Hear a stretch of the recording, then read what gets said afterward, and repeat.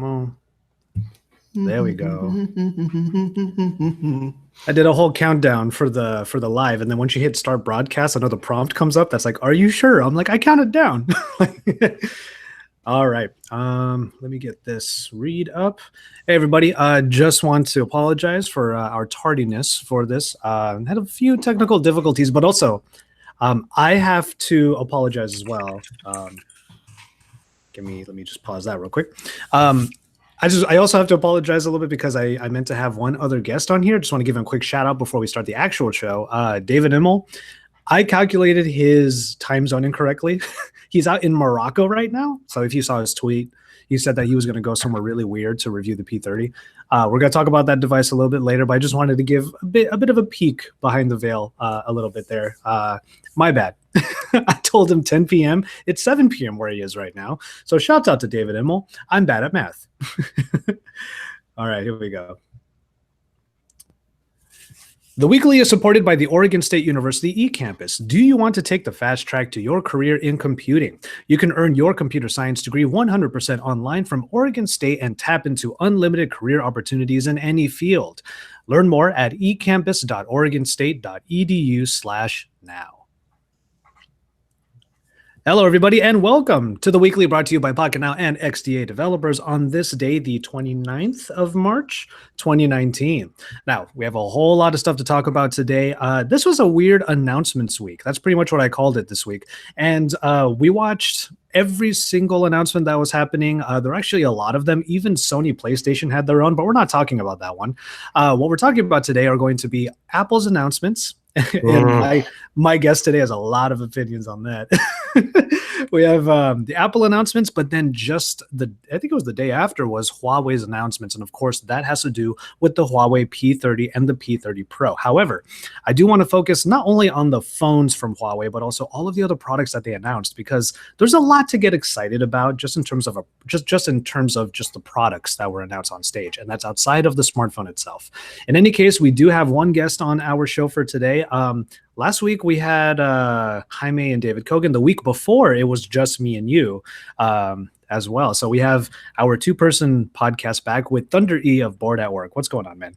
I'm good. How are you doing? I'm doing okay. Got my coffee this morning. I know you tease me all the time about coffee in the morning. Yeah. You know, I'm drinking water.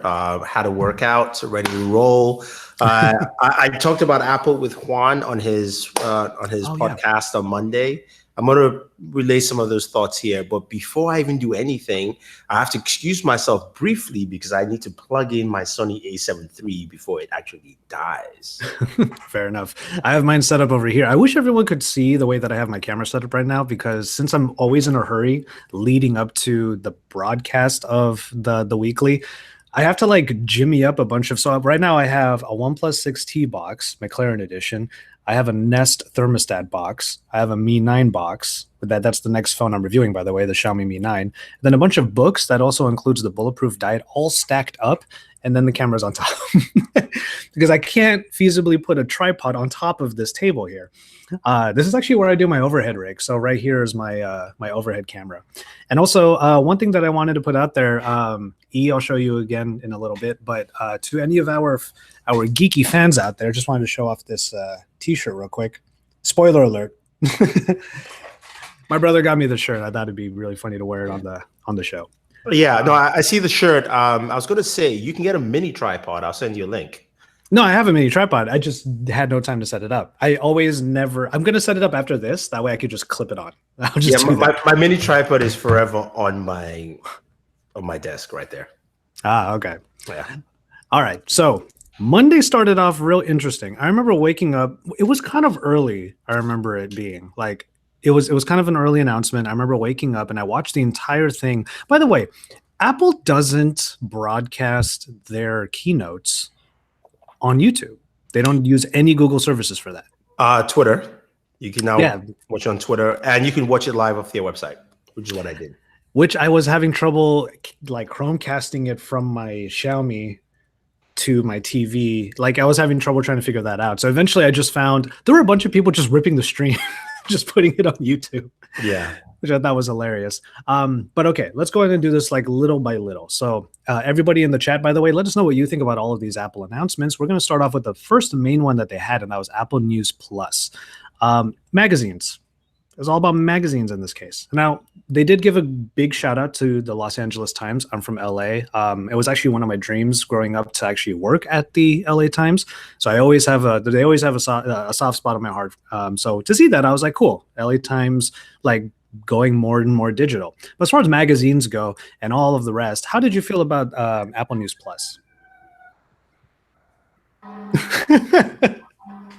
There's your reaction right there. Yeah, I mean, it's nice and dandy, but somebody said, I think when I was in Gadget, somebody had an article about, the fact that, these magazines are doing what they need to do, but is it the best things for them to do? Plus, I think we also are in a situation, I was having this conversation with Sam about how magazines refuse to evolve.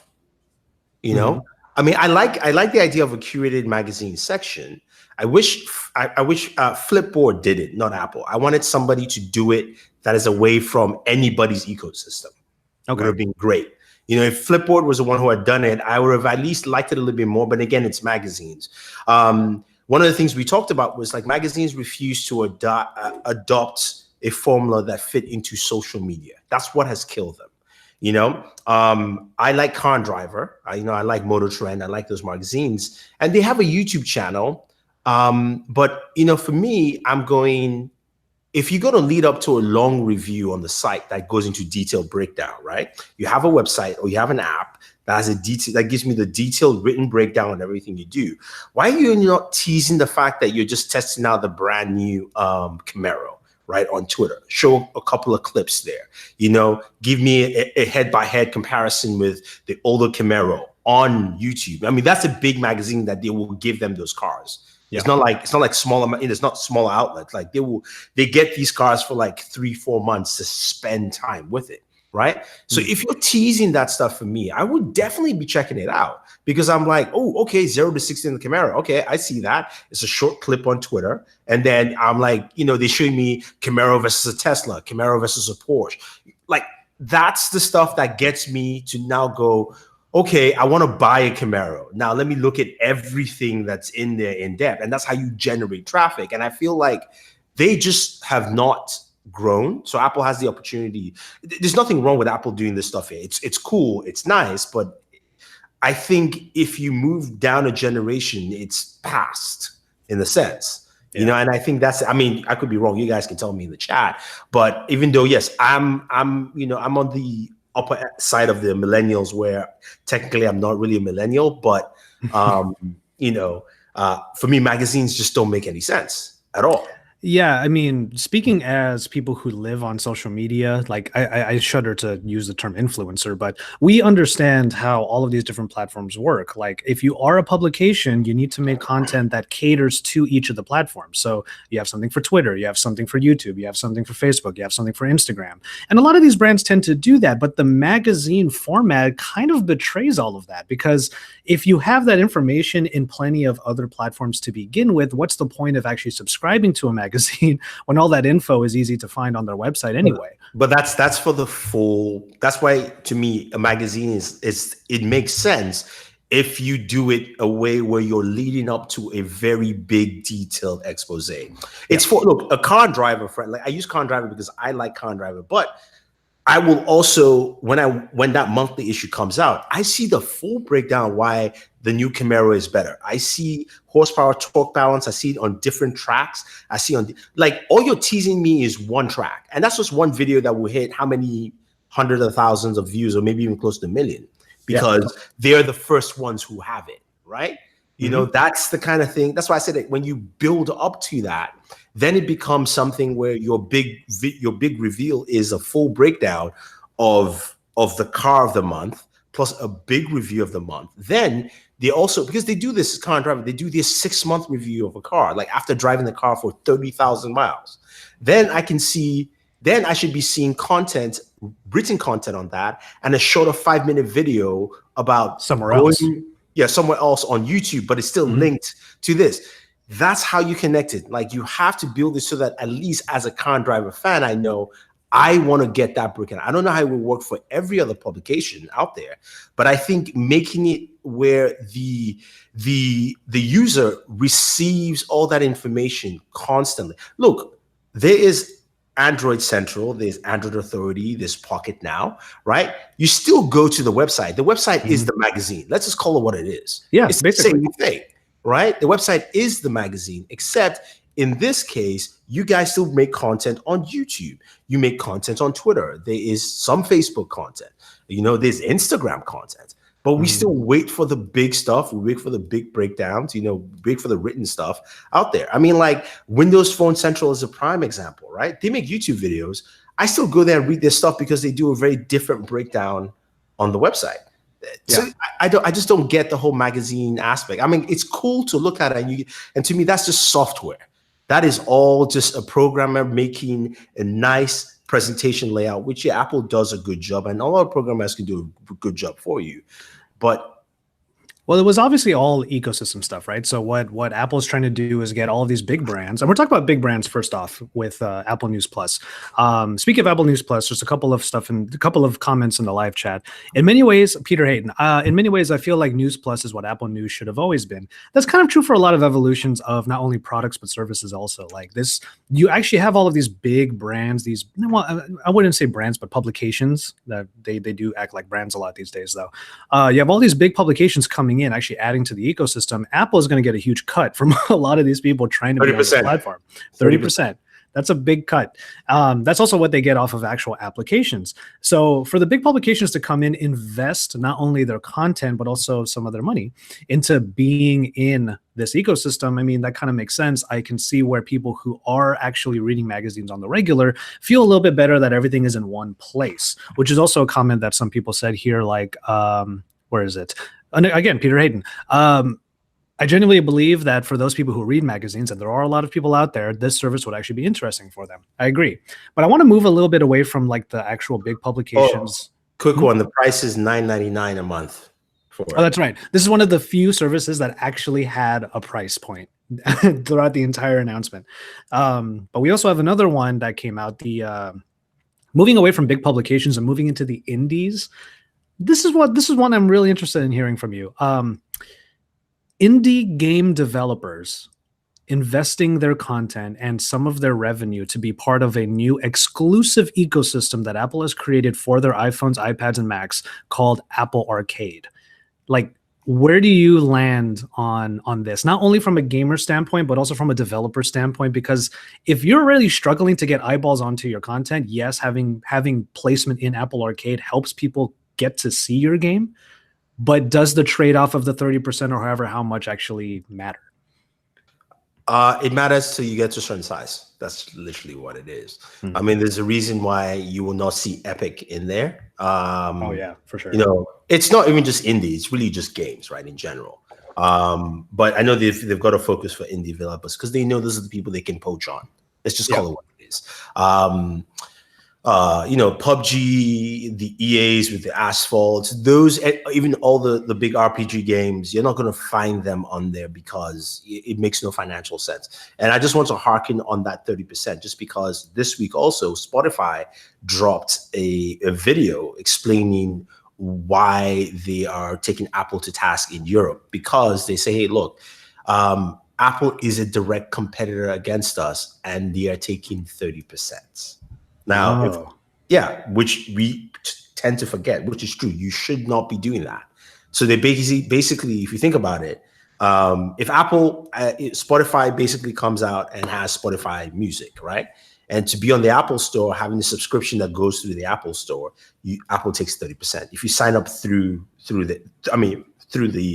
phone, I believe that's exactly the way it is. Now, iTunes Music comes along, and Apple is not subsidizing. Basically, Spotify is subsidizing Apple's own service, which is absolutely wrong. I don't care whether you like it or not. You can't be doing that. That's something that they would have to not do. So with developers, you're looking at that in that aspect where every game you make, you're losing 30%. Apple makes most of its money like this. It's not selling iPhones. It never has been. Well, this is the methodology for companies out in China, like Xiaomi, you have Tencent and WeChat. It's all based upon like the cut that they get by having content on their platform. So, I mean, this is just America catching up to what has been the successful. Oh, no. Apple's been doing this forever. This is how they've made most. I mean, Oh iPhones no, have yeah, I agree. Yeah, always been a big sale, but the App Store has been the main bread and butter. Remember, if they're you doubling remember, down now, though. yeah, doubling down. Earlier this year, when they had that revision and everybody was scared about Apple and their stock price dropped, and Tim Cook said, look, we're going to focus more on services.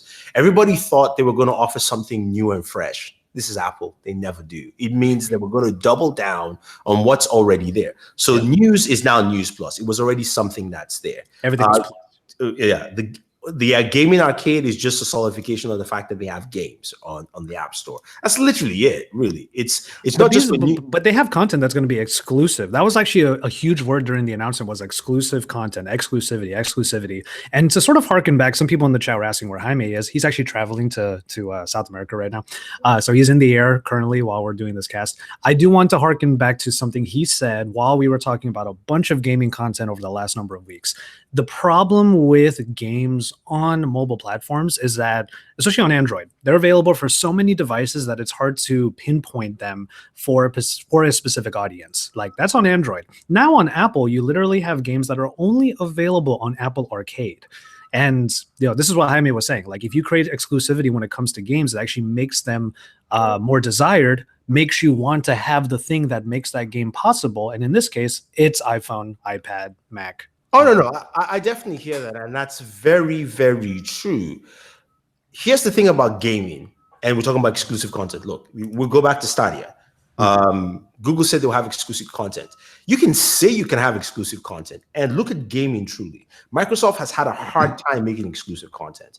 Sony has had a better luck, but we all know who's the king of exclusive content. It's Nintendo. Oh, yeah.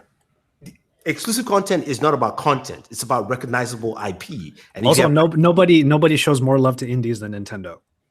Yeah. I mean, no, recently, Microsoft is the one who used to show a lot of. I mean, they still do actually, but Nintendo, because of the way the Switch is. But going back to Apple, it makes sense. But what I'm saying here is that I don't think this is a service that will do as much as they hope. I think the news will actually do for a large number of iPhone users, because there are a lot of older people who use iPhones. When I say old, I mean people who are literally only 10 years older than me. And they tend to be dumb switching to anything else. And I'm calling my friends out there when I say that. So, I'm not trying to insult them. I'm just saying that they're kind of lazy in switching. They don't want to because they feel comfortable. So those are the kind of people that would get that. In terms of the games, I think it all depends on who you are. But I think a lot of the games that are big are not going to be affected, and what people spend a lot of time on. I think you'll see a good significant pickup. I think what they will, if they're smart enough, if they focus on children's games, Apple can now say, this is games for your kids that we have checked and is safe. Then the parent will pay $9.99 a month for those games. That's where they can make the money for it. Yeah, we're getting a lot of messages in the chat about like what the price would be for something like this, because you're paying a month, you're paying for access. That's the thing. So everything is becoming a subscription thing. So you're paying for access. It's going to be monthly, and then you get access to these games. You can play them all you want. And one thing that I did like about the Apple Arcade announcement was that you pay for the access, you download the game, but every game, this is what they said. It was kind of vague with their language on stage, but apparently every game is going to be playable offline. So these aren't necessarily online games. So as long as you're paying for the access, you can play the games however, like just as much as you want. They're offline, blah, blah, blah. So so a couple people were saying like $13.99 a month. That seems like a lot for these kinds of games. I would say $9.99, but that $13.99 is going to be interesting because right now Microsoft offers Xbox Live Arcade, where I think over 100 games. Right now it's over 100 games, but it's added it for $9.99 a month. These are console quality games, but I get it. Like I said, if you do it towards parents, that might be something that it makes sense. Now, somebody had a comment in the chat, said $5.99 for iMessage. If they did that, they will actually lose customers. They would. They absolutely would. Because people can now get whatever phone they want and be fine, But yeah, I think that's funny. If iMessage was a paid service, oh my God, do you have any idea how much backlash there would be? Like, people will get so mad. And then what if they made like iMessage, people who are on free iMessage were like a dumber shade of blue compared to the people who are on No, paid if you're going iMessage? to move iMessage over, what you do is you do $9.99 for the app, and then a $1 a year service fee. Perhaps. By the way, all these people who complain, okay, I've finally seen it firsthand. I know a lot of people who complain about the green when they talk to people on iMessage who are on Android phones. Like, it's kind of smart on Apple's part to make that green so disgusting. But at the same time, I'm like, why does it bother you so much? Yeah, No, to me, the only thing I get with iMessage, which is useful, is whenever you send video, you get the full resolution of it, or photos, yeah, okay. right? Because a friend sent me a video, and I looked at it, and I was like, yeah, because I have text, and then he sent it, and I'm like, never mind, I'm not even gonna watch this. It's all crunched out. So I get that aspect of it, but I don't see that happening. Yeah, for sure. Okay, now before we get to like the main one that I know you have so many opinions on, would you? Okay, are you? I was on Twitter the entire time. By the way, one of my tweets went absolutely viral, and it's about this particular subject. I'm not looking forward to the days. I live in LA. You're in Brooklyn, so we live in two particular places where we know that we're gonna see people in cafes, in bars, in restaurants, and we're gonna hear this phrase a lot. I get there were some responses to my tweet, and I get it. Yes, it is a MasterCard, but you're going to hear people say, "Oh, do you accept Apple Card? Do you accept Apple Card? Do you accept Apple Card?" I'm not looking forward to that at all. On Twitter, I did see a lot of people say, like, "This is ridiculous, but I'm going to get it." Were you one of those people? Come on, man! Right? Really? Like, I have enough debt. I don't need any more debt. So I mean, the card is made. I get it. It's very synergistic to your iPhone. That's what I don't like. Like I personally just hate being close to an ecosystem. I'm a Windows person, and being a Windows user makes you so susceptible to open markets, right? You want to use your stuff the own way. I get it. So this is basically the evolution of Apple Pay to say if Apple Pay doesn't work, you can use a card. But here's the downside of the card that everyone kept on forgetting, right? Is that there are no numbers on the card. They're like, oh yeah, because it just uses like whatever, it gives you a random number each time. I'm like, true, except when you try to swipe it and it doesn't work. Mm-hmm. How you gonna punch they have to say, like, let me see your card, and then you show it to them, and you're like, oh, hold on, you got to take your phone out, you got to go to the app, and like, here's my number. Exactly. And that's the thing. And I was talking to someone. I said, look, I had this experience. So I'm doing a PC build. We went to get a clamp to bend the PCB pipes. I'm out of Home Depot with Sam, and we get a clamp. We get there. I scan it, and I was like, I should use Samsung Pay. But I was like, nah. Like, let me just. It may not work because I don't know because Samsung Pay should work everywhere unless you block it. That's the thing. It works everywhere unless the company actually blocks it. Because I tried it in an Apple store. It worked the first time. The second time, it doesn't work because they blocked it. So I put in my chip, didn't work. Then I swiped, didn't work. And the guy was like, what's going on? He's like, can I see the card? Because I went through self-checkout. Then he typed in the number. Yeah. Didn't work. Oh, really? Didn't work. And then Sam was like, Samsung Pay. And I went, it worked. I was like, I should have done it from the very beginning. Now, I'm not saying Samsung Pay is better or not, but I'm just saying that you will run into weird situations like that, where the MFST radio signal worked with the credit card swiper because it couldn't actually swipe properly, but it can read a signal if it came through, and the number punching didn't work for whatever reason, and the chip wasn't working. You're going to run into some of those issues, especially when you go into smaller towns and smaller places, because when you get abroad, when you get the card, you want to use the benefits, this cash back and all that kind of stuff. So I get it. Forget it's Apple. It's a credit card that has some benefits. So you want to use those cashback benefits. And when you get there, you can't use it. And also when you use it as a card, you only get 1%. If you use it with Apple Pay, you get 2 to 3%.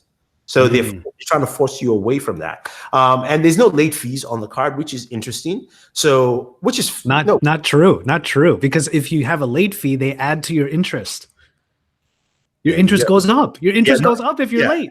Yeah, not the late fee, but the interest goes up. Yeah. And the other thing here too is that because this is Goldman Sachs' first card, and also because Goldman Sachs is the issuing bank, I can guarantee you that it's not going to be for a lot of people. It's going to be for people with a credit range of about maybe I would say 780, 800 up, just to ensure that you have people who can pay.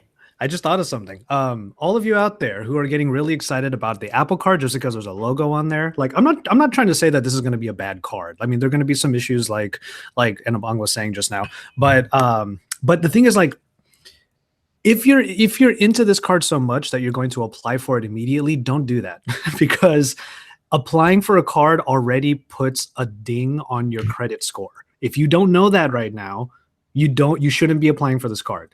I don't want there to be so many people out there who all of a sudden have lower credit scores because they're doing credit checks just to get this card. Look, just make sure that you get your credit history up, and then you can get either the Chase. You work your way to get yourself the Chase Sapphire, or if you can get yourself an American Express Black Card. So when your friend drops an Apple Card, you can say, "My card, we eat your card, your money, your life, and everything else."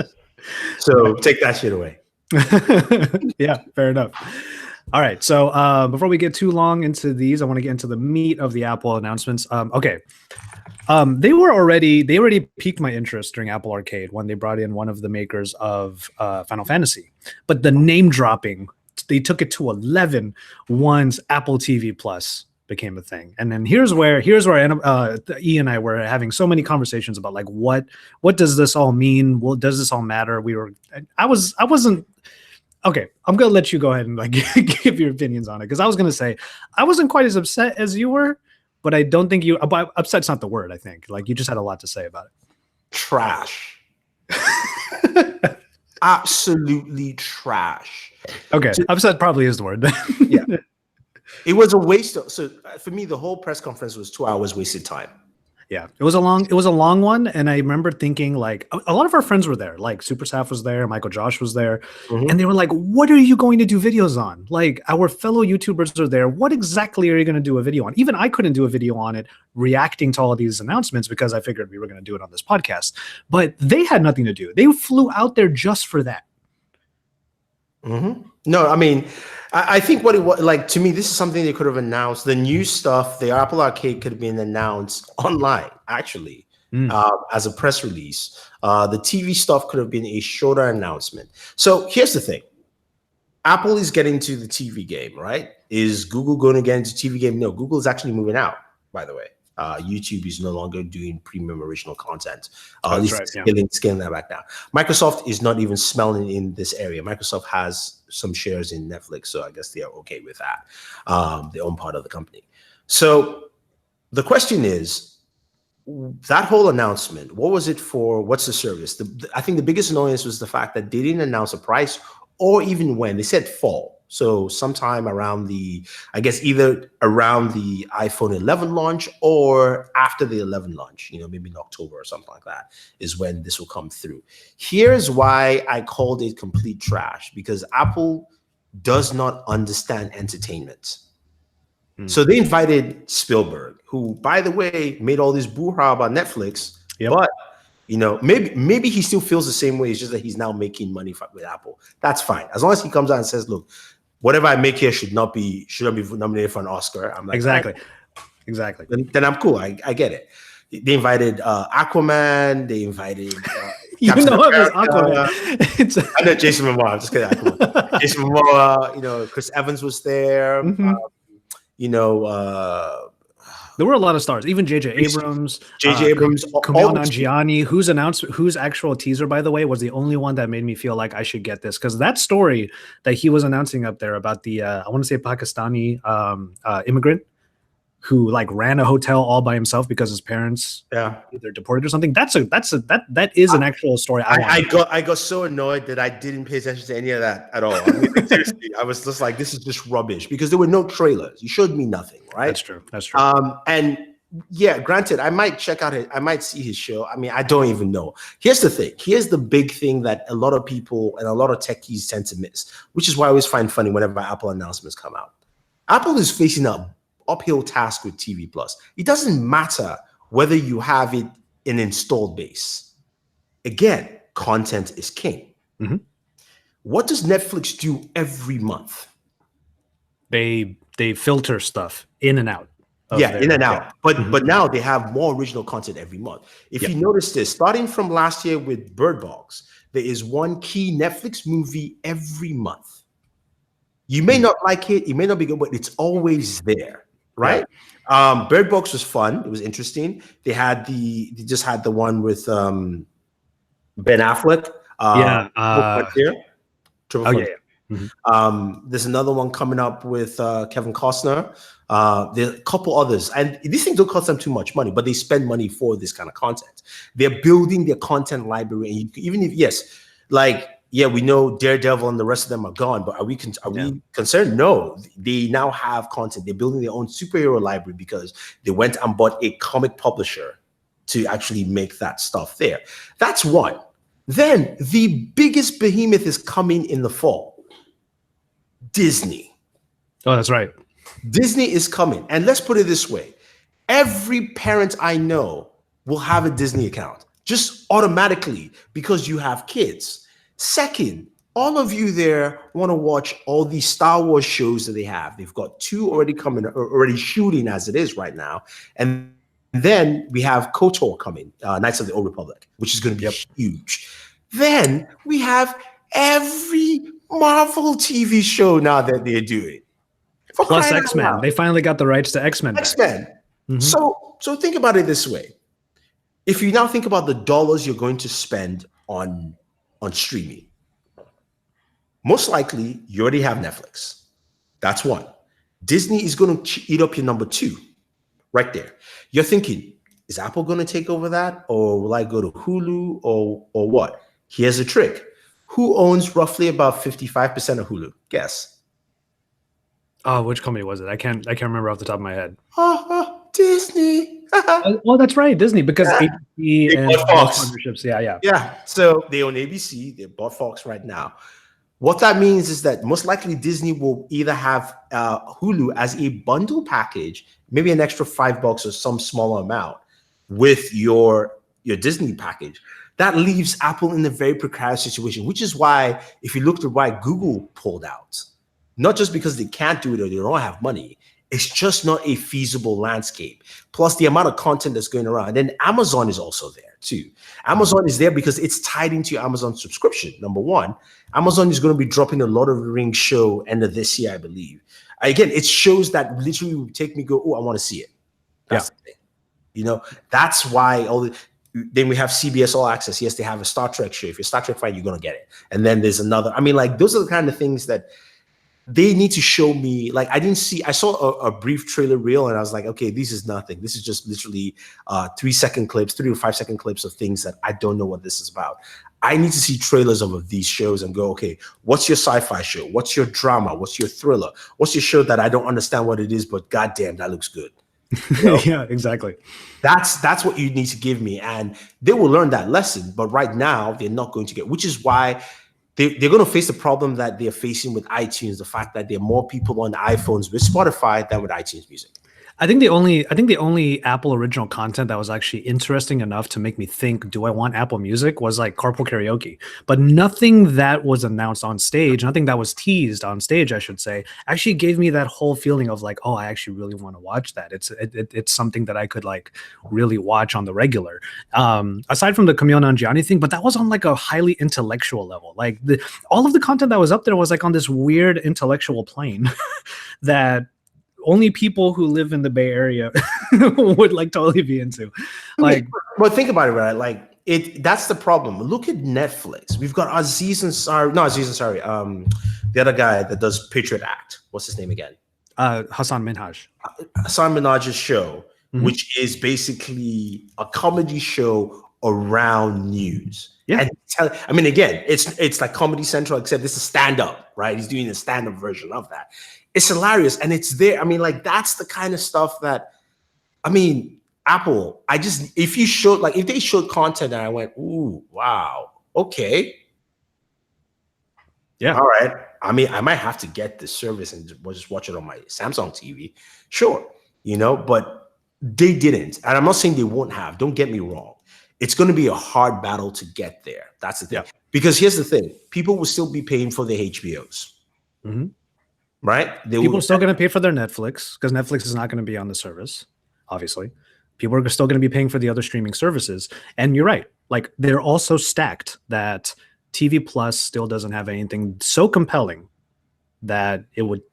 But the thing is, it's going to be another. This is the reason why I harp on the whole thing of like, it's all subscriptions. This is why we talked last week about Google Stadia, about how like you're just going to add another subscription. There are going to be a lot of people who are just like, all right, put it on my credit card. Like, there's another monthly fee. Yes. So this is why I look at that and I go, I think even maybe Microsoft might have a better idea. Like a lot of people say Microsoft, we're going to go full subscription for gaming. And I don't think so. I think what Microsoft is going to give you is a weird mix and balance. Is that number one, you can stream your Xbox games directly. Yeah, that is nice. But instead of you paying for a subscription service, you pay for Xbox Live Game Pass, and you get the games, not the subscription.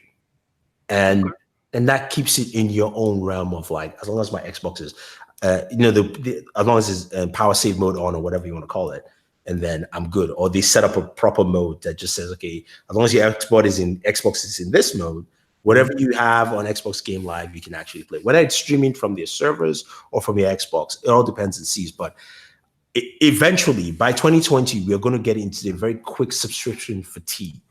Because let's do the math right now, right? I pay $14.99. I pay $15 for Netflix because I need to have the 4K Netflix. Then I pay Hulu. Hulu, I think $9.99 for Hulu. No. The ad-free version, I think, is 11 or 12. Let's call it $12. $12 for Hulu, right? There's that.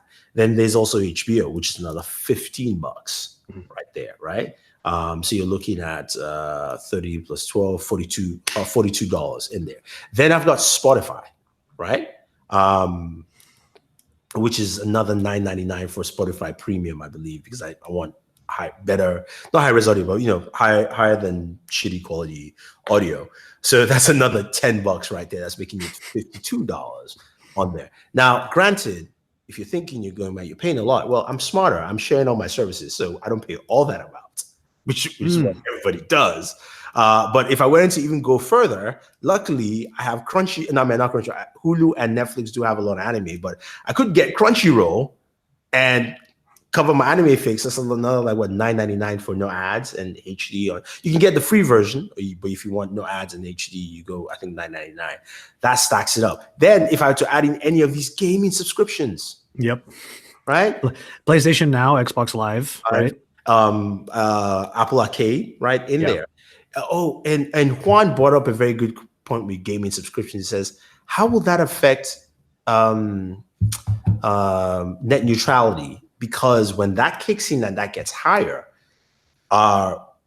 internet provider is going to say, hey, look, you know what? Google Stadia, you need to pay us more money because you're using a lot of bandwidth, right? But here's the other part for us consumers. You do know that you actually have a cap for your internet use at home. You said you never reach it. You actually have a cap for your internet at home. I think it's about 300 to 500 gigabytes. If you are streaming games, I guarantee you hit that shit in a week. Yeah, I think so too. Yeah, that's true. That's what's going to happen. But all of the internet providers are just going to have to. They're going to have to find a way to either your internet bill is going to go up too, and that's on top of all the subscriptions you're paying, and all of that. So it's crazy. Okay, before we get too far on this one, we do have to get to our Huawei talk. So this was all of the stuff that you just heard was day Monday. 1 of this week. Monday. This was just Monday, and then the next day was Huawei. So we're gonna get into that, but first we do have a little bit of a break. All right, let me get into this one. If you are overwhelmed by the sheer amount of remote controls you have cluttering your entertainment space, then you should check out the Control Center by Kaavo. The Control Center simplifies your home theater so you can control everything connected to your TV with one remote that includes voice control. Plug any media system into your Control Center, even your game console, and it will take care of the rest. One universal voice remote controls it all. Just say what you want to watch, and you can enjoy every second of your viewing time without having to lift a finger and search for other remotes. This is a big problem in my house, actually. My parents have this thing where they press the buttons way too hard on the remotes and then they become inoperable. That's part of the reason why I needed to get something like this. And it also made all 5 of our remotes just become one. Check it out for yourself and get 40% off the Control Center with the promo code WEEKLY. That brings the price down to $59.95 from the original $99.95. Service plans are required, but the first 45 days are free. Control Center is available at caavo.com and Best Buy. Control Center by Kaavo. One remote that does it all. All right, cool. Can I ask you a quick question? Is that shirt an Apple shirt? Oh, no. Shoot, I forgot the name of the company. It's a luggage company. Oh, okay. Because they're using the same exact font. I've been looking at that this whole time. Yeah, I mean they're based out in on the West Coast. Okay. So before we get into the Huawei stuff, I did want to have one other guest on here at the very least who had like the P30 in hand, because I'm getting my review unit sometime next week. You had Danny Sin go out and he has it, right? Yeah, but my unit is coming in tomorrow, so expect more videos. There's going to be a barrage of videos coming in. More than likely, yeah. Next week is going to be really crazy. And then the week after that, we have even more announcements that we can't talk about yet, but just look forward to the next couple of weeks. Now, one thing I did want to touch upon, because since we have, the self-proclaimed quote-unquote gamers here, did you watch Sony PlayStation's State of Play event? Did you watch it back after the fact? Because I know you asked me what I was watching when I was tweeting about it. No, I'm not a big PlayStation gamer. Yeah, I'll confess, I've never been a fan of PlayStation at all my whole life. I was a Nintendo diehard, so when PlayStation came out, I refused to get a PlayStation. My first PlayStation was the PlayStation 4. Nice. Yes, that's how. But I still played games in my friend's house with PlayStations and stuff like that. So I'm not the biggest PlayStation gamer. Although, God of War, fantastic game. I have it. I have Uncharted.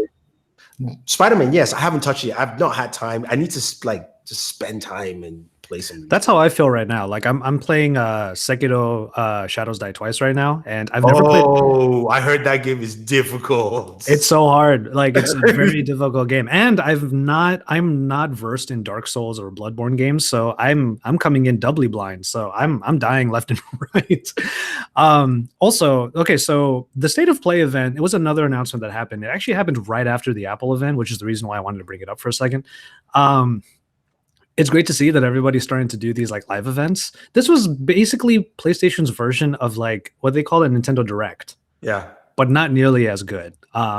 So they did do some announcements around Mortal Kombat 11 and all that stuff. So I mean, I just want to give you further context, audience, as to just how much of an announcement week this was. That was another one that came up. Even yesterday, I don't know if you have any thoughts on this.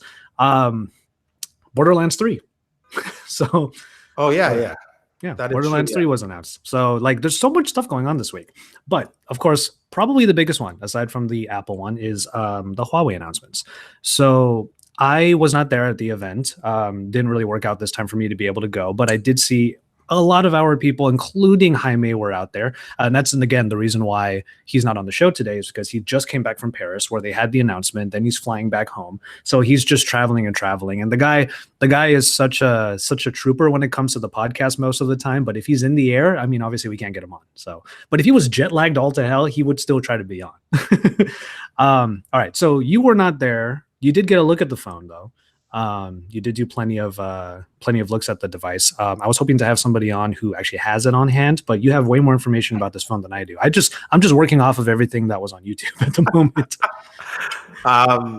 So we had a pre-briefing early. So a lot of people I got this in my first video. They were like, "You're using Gadget Smash video." I was like, well, look, there were only a couple of devices available and we had to share. And, we know Michael Josh, so and he was basically modeling for us. That's pretty much it. But the device is nice. I mean, it feels a lot like the P20 in a sense. now has the dimple notch. It's the front-facing camera I'm concerned about mostly, because Huawei's front-facing cameras are atrociously bad for my skin color. They make me look pale as ever. So it's LDR, low dynamic range. Is that? So I've got to test that out more. But the cameras in the back, I mean, at the pre-briefing event, it was good. I mean, like the zoom functionality is really good. It is on point. They still, they've got that 5x optical, 10x hybrid, 50 just for the fun of it. And you saw it. If you go on Instagram, you can check out all the guys who were there. Yep. You can check out Fisher, Tim Schofield. They all took photos zooming to the Eiffel Tower and from a distance where you could read the lettering. Yes, it was fuzzy, but you could still read the lettering in the first place. Exactly. There are a lot of side by sides that people are doing, and just to give a shout out to one homie out in Hong Kong, Ben Sin. He did one immediately the moment he got back to Hong Kong, and he had one with it was the P30 Pro, the S10, and I want to say the P20 or the Mate 20. I forget which one. But yeah, he was zooming into a bunch of signs in Hong Kong, and it's it's crazy how much detail is in there. And that's what I find so interesting about this announcement. There were always marquee features for the last 2 or 3 Huawei phones that we all got excited about. I think the P20 was the first one to actually properly do that night mode. Yeah. And then, so that was fun. And then the Mate 20 came out and it was night mode with the wide angle. And now what's exciting about the P30 Pro is that you get that night mode again, and then you get this zoom, which is really high quality. You can use the night mode with the zoom. And it's wow, it's crazy just how stacked this thing. So guess who bought the company that developed that zoom lens? Well, I remember seeing it first with Oppo. Yeah, but the company, I know Oppo still hasn't released the device yet. Exactly. Samsung. So Samsung bought the company that developed the Periscope? Yeah, they developed, not the Periscope, but I think the way it's actually implemented. So I think they bought them earlier in January or something like that this year. Oh, is that right? I don't think it's going to be the Note, but I think the 11 next year will probably have it. That's ridiculous. Thinking about everything that the S10 can do, you add an S Pen and then you put this Periscope in there. Where are we going in phones right now? So that kind of leads me to a question that I had.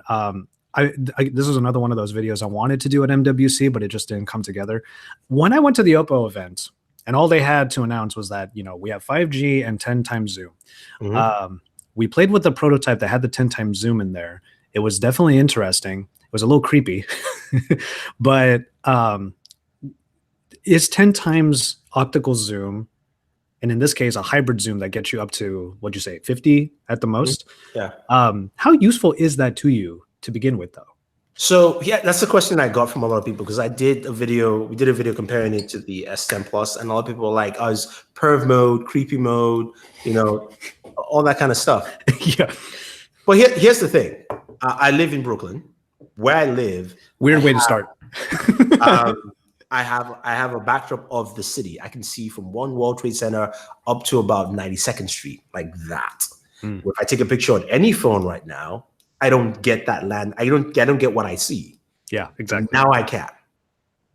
Now I can do it. Even with just 5x, it's a much better landscape for me to now take that and go, because I'm going to do that. I will do that for you guys. I'll show you what that means for me. It's that here's standard, here's 5, and here's 10, and here's 50 right in front of Empire State Building. I can technically zoom. I can see all those buildings from where I live. So for me, with my eye, I see them really clearly. And when I capture on the phone, I'm like, yeah, it's terrible, right? Yeah. So that's what this affords me. And this will afford for a lot of things like that. Where you can, if you want to take a picture of something on landmark, you're a bit far away and like, oh, wait, okay, never mind, done. I don't need to walk all the way there to do it. It's the same thing with a wide angle lens. I don't need to step back. It's it's the reverse of that. So we all go, oh, I love wide angle lenses. Yes, it's great because you don't want to take 5 steps back to actually get the same shot. Now it's the same thing where you see something and you go, oh, that's really nice. And you look at it and then you zoom and you're like, okay, that's actually better. Done. Yeah. There's a comment in the live chat excuse me, one person, Hoxton. I prefer wide angle zoom. Those are two different things, man. But also under that, period, I guess that's the name of the person. It's useful for stalking your crutch from IG from far away. Yeah, see, okay. Don't get restraining orders with the P30 Pro, all right? Yes. But guys, remember, when you have a camera, right? A regular camera, DSLR, or even a point and shoot, they have zoom. You've used it before. It's not like you don't. So this whole thing that people are thinking, well, it's now creepy mode. I'm like, no, it shouldn't be. It should be. Look, I'm standing here. I live on technically the 10th floor, and there's a sign or something there. I was like, oh, I want to take a picture of that sign. I can zoom in and do that. As opposed to if I go downstairs, my perspective is lost. I have to get a DSLR to get maybe a better perspective. I don't need to do that now. I think a lot of people are just missing, not missing, but I mean, they're playing with that fact that it's a creepometer. Yeah, well, so the thing that I'm really excited to try out, I mean, this is sort of becoming a bit of my brand on YouTube these days, is like vlogging with the smartphone. So I'm really excited to try that out, especially if stabilization is actually that good on the zoom, because wide angle has always been my favorite. I'm always going to be a fan of wide angle.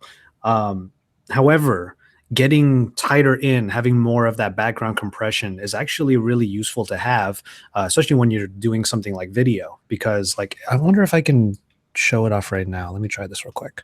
Oh yeah. Let's do it. Look at this. See me here, guys. Look at that zoom. And then you do a better job of focusing in on your subject. Oh, yeah, like, exactly. That's the whole point. Where is my setting? Is that it? That's it. There you go. So if I were to move back a little bit, well, this is, yeah, but you get the idea. Like there's background compression. You don't see as much. I'm far in. Hold on. Dude, that is good. Let me push mine to the max and see what I get. Oh, look at that. Also, I didn't have autofocus on, so that's one other reason why. Yeah, that's why it was all over the place. Yeah.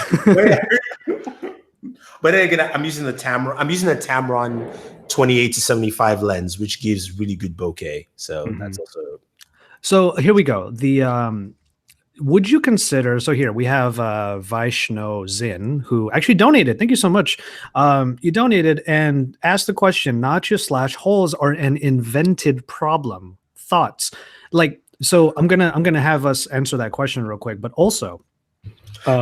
Is it a regression for Huawei to still be putting notches on the Pro version of the phone when we've already seen like hole punches and other ways of like getting away from the notch? Yes and no, but I think because the zoom really took everyone by surprise, no one's really talking about that. And they're not, I mean, the dimple notch is fine. It's not, there's nothing really wrong with that to me. And to the question from Vashno Zen, it's sort of an invented problem. I think the idea, I think notches, because of Apple's notch really was the one that threw everything off, really.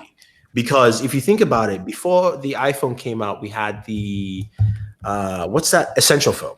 And it had that beautiful dimple notch. Yeah, it was a little bit bigger, but it was a nice dimple notch. And everybody was like, you know what? If we have this before we go to bezel-less phones, this is great, right? This is so wonderful. Then Apple came and gave us this bastardization of a haircut, and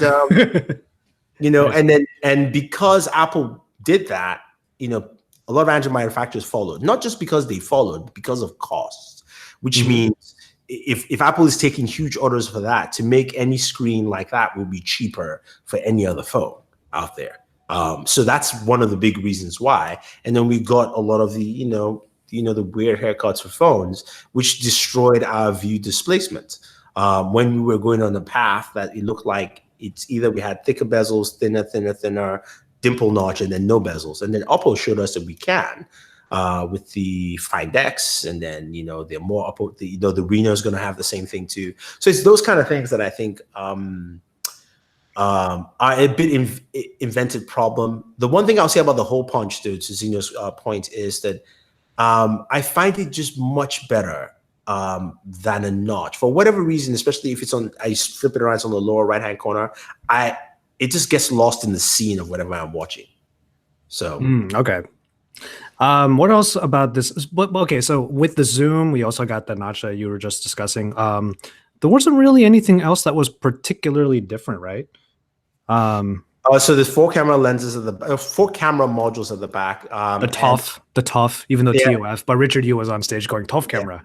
Yeah, Who, by the way, I have to give Richard Yu so much credit. Like he may not be the best showman that we've seen in tech on stage, but he is 100% excited about what he's talking about when he's up there. It's great.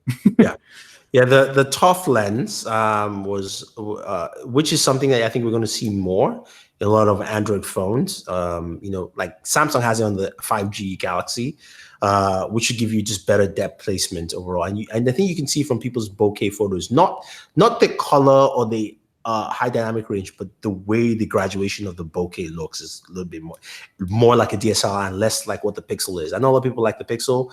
Pixel just blocks out the back. It's like, take it or leave it. That's really what it does from computational analysis. But you also have every sensor is new there except the wide angle. I think it's the same wide angle, 20 megapixels. The 40 megapixel. There's no what is it? The Sony 48 megapixel one that we've loved. No, there's no Sony 48, but it's also a brand new 40 megapixel sensor that is a RYYB sensor. Yes, that was kind of cool. Like that's an interesting take on it because if yellow is able to get more light into the sensor as compared to green, which in a way kind of makes sense. Like when you think of the actual white balance spectrum, like you can get more in a yellow color diode. That does make a lot of sense. I thought that was interesting. Not a lot of people are talking about that because it's so low level, but yeah, it seems to be working pretty well. Yeah, and then you also have the periscopic zoom, which is a module, and I think somebody has done a tear out of it. You can actually see the module in there, that's 8 megapixels and the f-stop of 3.2. So a couple of those. Plus, it also has reverse wireless charging now, like the Mate 20, and it's got the fast charging. It's got all the things you expect following the Mate line. The photography has changed where they've now got an AI. So there's the AI photography for your auto mode, which is kind of now built in a little bit, and then you've got the AI assistant for video as well, to give you better stabilization and also better low light video quality and things like that. Yeah, the low light stuff with the AIS, the AI image stabilization, I think is the full term for that. One thing that I said in my video over on my channel when I was reacting to these announcements was like, some of those photos that people were getting super excited about, like the nighttime photos, the star photos, the moon photos, and all that. Like, keep in mind, like you're just to make sure people are actually looking at the fine print. This isn't just a photo that you go outside, you take a picture, it looks like that. Underneath that photo, it said it was a 30-second shutter. So everyone should kind of just be sure to know that there's going to be a long shutter speed in order for you to get that night mode to work at its best. So that's kind of the thing that I want to put out there. But those photos did look pretty incredible. I will say. Okay, so the phone itself, very exciting. By the way, we have a funny thing. I'm sure some people in the live chat noticed that Jaime just appeared. So he wasn't in the air per se, but he's about to be. He's in the United Club right now, which is what he told me. So we're going to have him come on, but not for the actual show. What we're going to do here is Thunder E and I are going to continue on. Once we end the show, quote unquote, we're going to leave the live broadcast going, get Jaime in, and we're just all going to chill out for a little bit with all of you. So we're going to have a little bit of fun, the three of us, just chilling out for maybe 10-15 minutes post show. So this is just for the YouTube audience, so something kind of fun for you guys. So before we do that, not a lot of people are talking about the accessories. So you have the Freelace headphones. I don't know if you have a neckband earphone near you, so we can kind of like illustrate that. Quick one this is from, let's see, Danani J Mando. MKBHD says tweeted AirPower canceled. I don't know. Which is interesting. You know, we all know that's the vaporware from Apple. Oh, that was the other thing too. Like, okay, not to get too far back into an old topic, but clearly there was nothing for our YouTuber friends at the Apple event to actually work with, and that's because AirPods 2, quote unquote, were actually announced right after, and not announced, but even launched. I mean, you even have the AirPods 2 right now, so. But yeah, I don't know about this AirPower. Yeah, Apple, TechCrunch, but Apple cancels AirPower product, citing inability to meet high standards for hardware. Well, that's the thing about wireless charging in general, right? Like it's there are a lot of expectations for charging, and wireless standards just can't really get it yet. All right, so let me make sure to send the chat link over to Jaime so that he's ready for us when we're done. But I want to get your take on these accessories because I got really excited over mainly the smart eyewear. Like it's actually coming from a reputable company that is not Bose. Bose was kind of the first one, but this is going to be, I think this is something that could actually be a good step forward for wearables in general. You have a Gentle Monster in Brooklyn, don't you? I don't know. I think there's one in New York. It might be in Manhattan, but I know that there's one here in like Beverly Hills in LA. But Gentle Monster is a Korean eyewear brand. So this is they make some really stylish glasses. The ones that you saw on stage may not have been amazing, but but I know that they have some good looking ones. But to have glasses that are developed by a company like Huawei that actually have all the bits and pieces inside to make it smart, that really excited me. I don't know where you stand on that. You don't wear glasses, so. No, I mean, I do have. I have got the Bose. I'm getting the focal, not bifocal, the ones that are augmented. I got size for them. I actually have to go pick them up.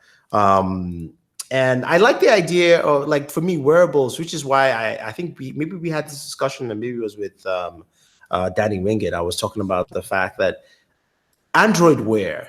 And I got this, me and Sam got this argument, not argument, but discussion going on where we said Android Wear needs to be Wear, not a watch. If you name it Wear OS, then it needs to focus on the wearables. You've got glasses, and Bose is good. The Bose started off with just audio. That's what they do. So that's what it is. But what I found with that too was really cool was I was using it to navigate while walking around New York. I was looking for, there's a restaurant I was looking for, and then it said turn right, and it felt like somebody was whispering softly in my ear saying, "Hey, I should just take a right here." I was like, "This is nice." Even though it's just like my mind and that kind of stuff, but having wearables that are connected, like, Nike in the past had those things where you could put in your shoes. Nike, where is my shoe that tracks my running, right? So I don't have to wear a watch, where's my clothing that can check my heart rate, like where's that stuff? But meanwhile, we're busy trying to make a watch do things that a watch shouldn't do. We're busy trying to put screens on everything. That's always been my complaint. So like that's always been my thing. Give me one second. I'm having a little bit of trouble getting this link. My friend just I guess she's in the chat watching here.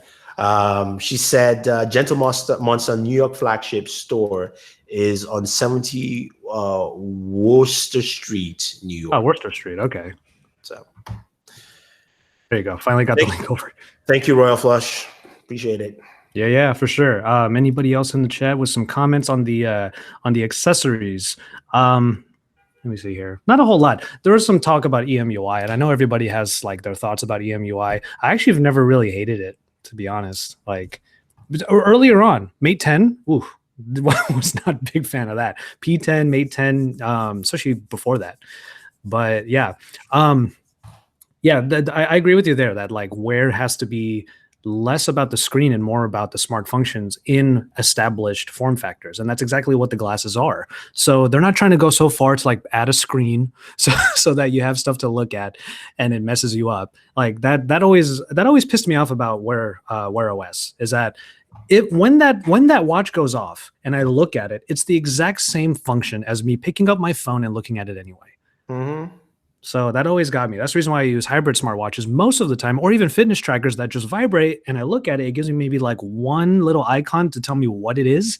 But even then, I might not even look at it. If it vibrates a certain amount of times, like maybe 2 or 3, that tells me, oh, my girlfriend messaged, or our work chat message, or something like that. It has to be programmable in a way that signals to you rather than being the replacement of the original thing.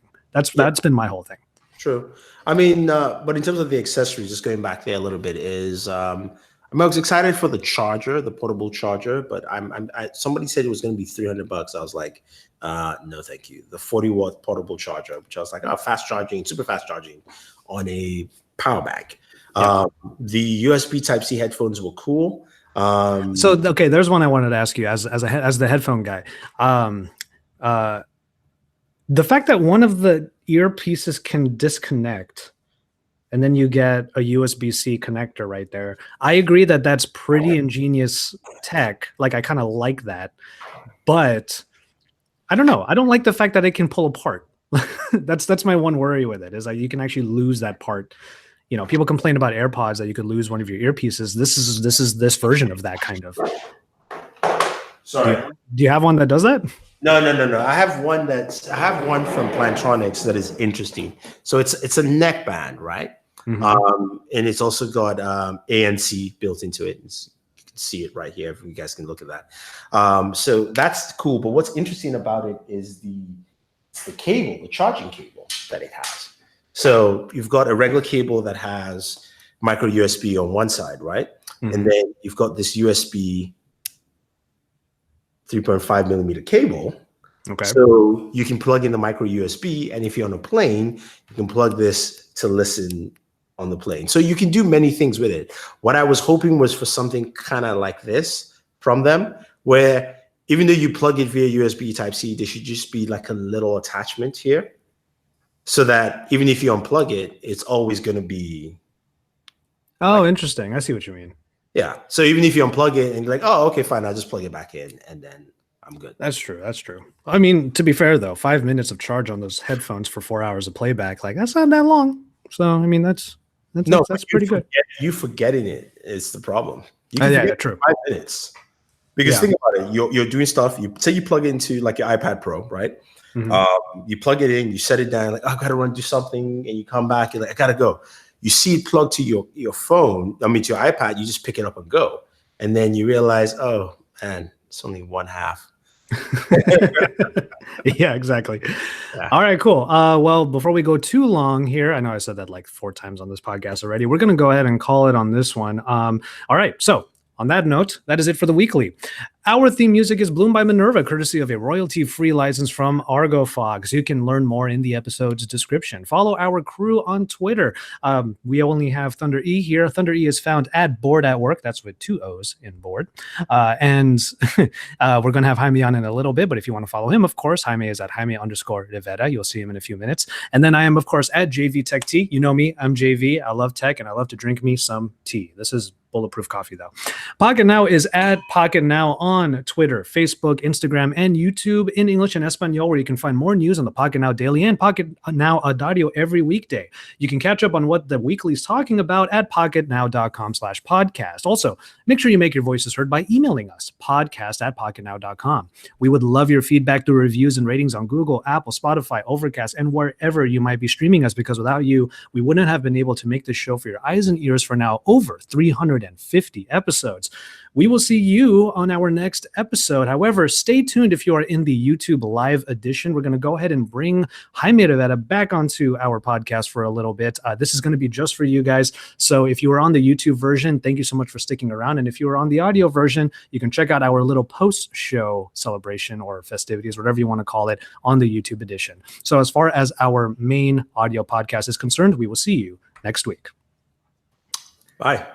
All right, cool. So, E, you can go ahead and stop your recording, because that is already did. That is the main podcast for us right now. So now our live audience gets a little some extra since we have Jaime up in here.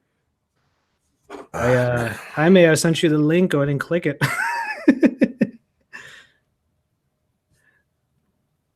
Come on in, bro. All right, so Jaime is actually like, I hope his internet, well, okay, again, this is just going to be for our YouTube audience, just to have a little bit of fun with us, maybe 10, 15 minutes. Oh, I emailed you the link, man.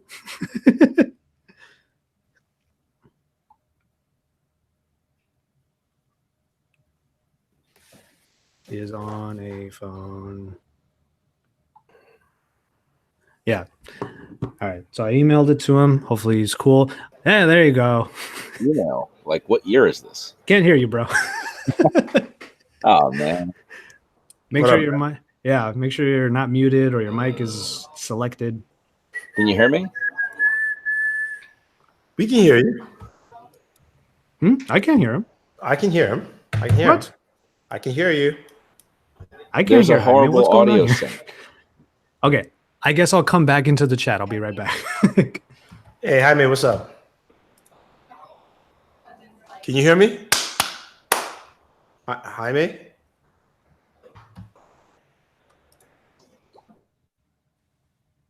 No, there's latency. That's what Jaime just messaged me. Oh no, they can hear Jaime though. But oh, they can hear. Okay. Yeah.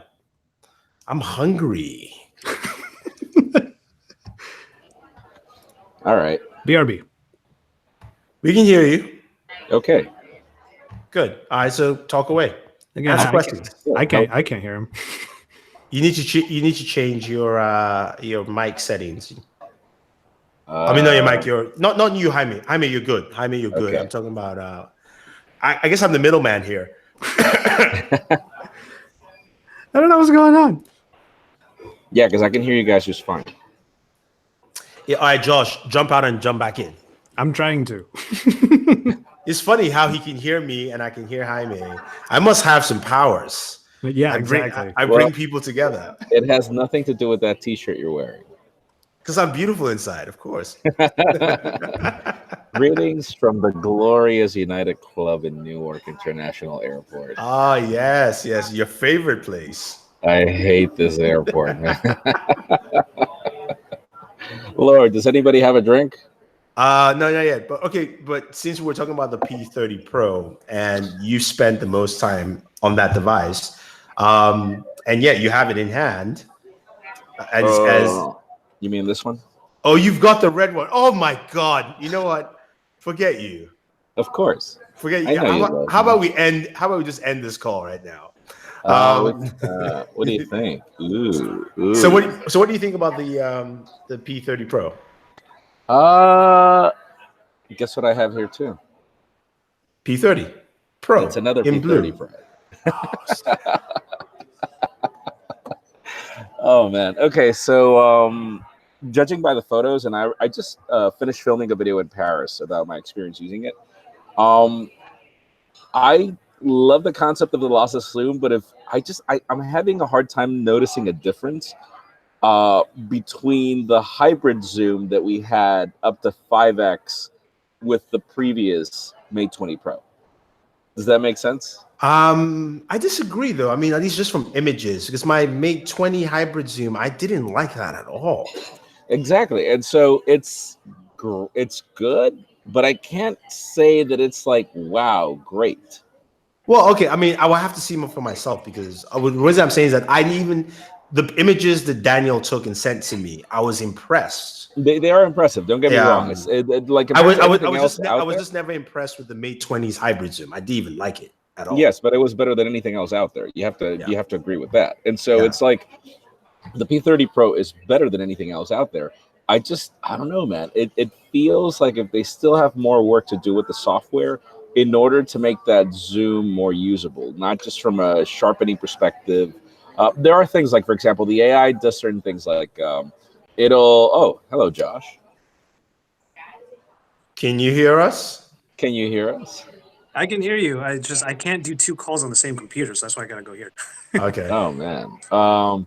It's just interesting. Like, for example, if you switch off Master AI, it'll jump between a 1x, 5x, 10x, and then you can push it all the way to 50.